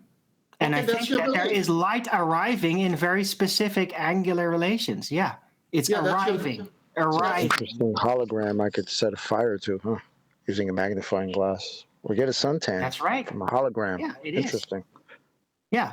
You know that you can actually make holograms with technology that enable you to do that, right? No, I didn't know that. So well, you can. Why wouldn't you be able to get a suntan from it? From a hologram, that's right. That's Arwin copyrighted phrase, yeah. Can you show it to us? No, I don't have a hologram generated that's strong enough to do that. A tanagram. But a hologram is a thing, right? You're saying the sun is not a... No. It's not a thing? Hologram is a light apparition. Tanagram. So that's what the sun is to you, a light apparition. Yeah. Non-local light apparition. Non-Euclidean position apparition. But for the purpose of the examples we've been using, it's actually irrelevant what the sun itself actually is. All we're talking about is that light is coming from it and doing things. Whatever it is, wherever it is, if the light's coming from it and it's emanating out in some kind of directionality where it's going from the sun and arriving somewhere else and doing things like reflecting off or passing through, that's what we're talking about. Well, that's a couple of steps too far for me. I agree. I refuse to say it's emanating anything because it is not a thing. It's not an object in any position. There's only light arriving. Yeah, he's got a reasonable. There you go. No. He's got a reasonable challenge because what Arwen's saying is right. Let's go back to his Black Mirror example, as farcical as it is. Let's say, for the sake of argument, that it's a torch. Yeah, just for the sake of this discussion, I'm not proposing it is. But the light would emanate off the front of it towards the ground, right? And as you raise up in altitude, you'd still see it as that circle of light. But from your position, looking at it in an aeroplane, say, you wouldn't necessarily know that it's not going to shine light off the back of it at the mirror surface, as we're going to call it, right? You wouldn't know that the light's directional down. In fact, it creates hotspots, so you could easily make an argument for it being extremely directional. The fact that there isn't any hotspot on the what must be a container also suggests the same. So when Arwin says, well, I can't make that conclusion because it's two steps beyond an assumption about what it is for you to make that statement, I've got to agree with him. But now it's Arwin being sceptical rather than him throwing out what it could be, but we can't disprove it and blah, blah, blah. That's much more up my street, Arwin. Right, it's the other side of the argument. Yeah, which I can get behind because you don't know. So it goes back to the premise, how are shadows formed? You have ambient daylight and you have direct, quote unquote, direct sunlight. And then you have shadows, which are a real phenomena. Right. Well, I have a model for it. I don't think Nathan appreciates it. I think that the celestials simply are light manifest. It's not directional, but the manifestation is directional. So it's basically like light arriving, not being generated by anything. It's just arriving. That's how I modeled it out. It's the only way I can model it out. Well, that's if you keep your base belief the way you described it for us. But if I take a flashlight and I move it towards my pencil at different angles, it's going to cast a shadow at different angles. And that's what we see happening every day with the sun. Yes. Okay, sure. So let's assume light's just arriving. Yeah, for sure. So the second question would be, is light follow an infinite regressive path? Hang on, AI. I don't need to know what the sun is, like what it's made out of, what gas, if it's a gas, if it's a light. I don't need any of that. I just know I've seen it while I've been here on this earth most every day especially in California, and I could see shadows as it moves relating to its movement, causing the shadows for the angles of the shadows. That's something everyone could see. Now, if you want to say, well, I think it itself is this, go ahead. What we're just saying is that when it's out, this is how it's behaving, and the shadows are proving its location in the sky for the shadows on the ground. There's no argument for that argument. With that, I'm going to say a huge, massive, enormous thank you to both Discord and G+ panel for making today's after show possible. And of course, a massive thank you to all of you in either Nathan Oakley 1980 or Nathan Oakley premiering streams for hopefully smashing the super chat, liking, commenting, sharing, subscribing, joining as a Nathan Oakley 1980 channel member, and all that good stuff. I've been Nathan Oakley, and I will see you all in the next video.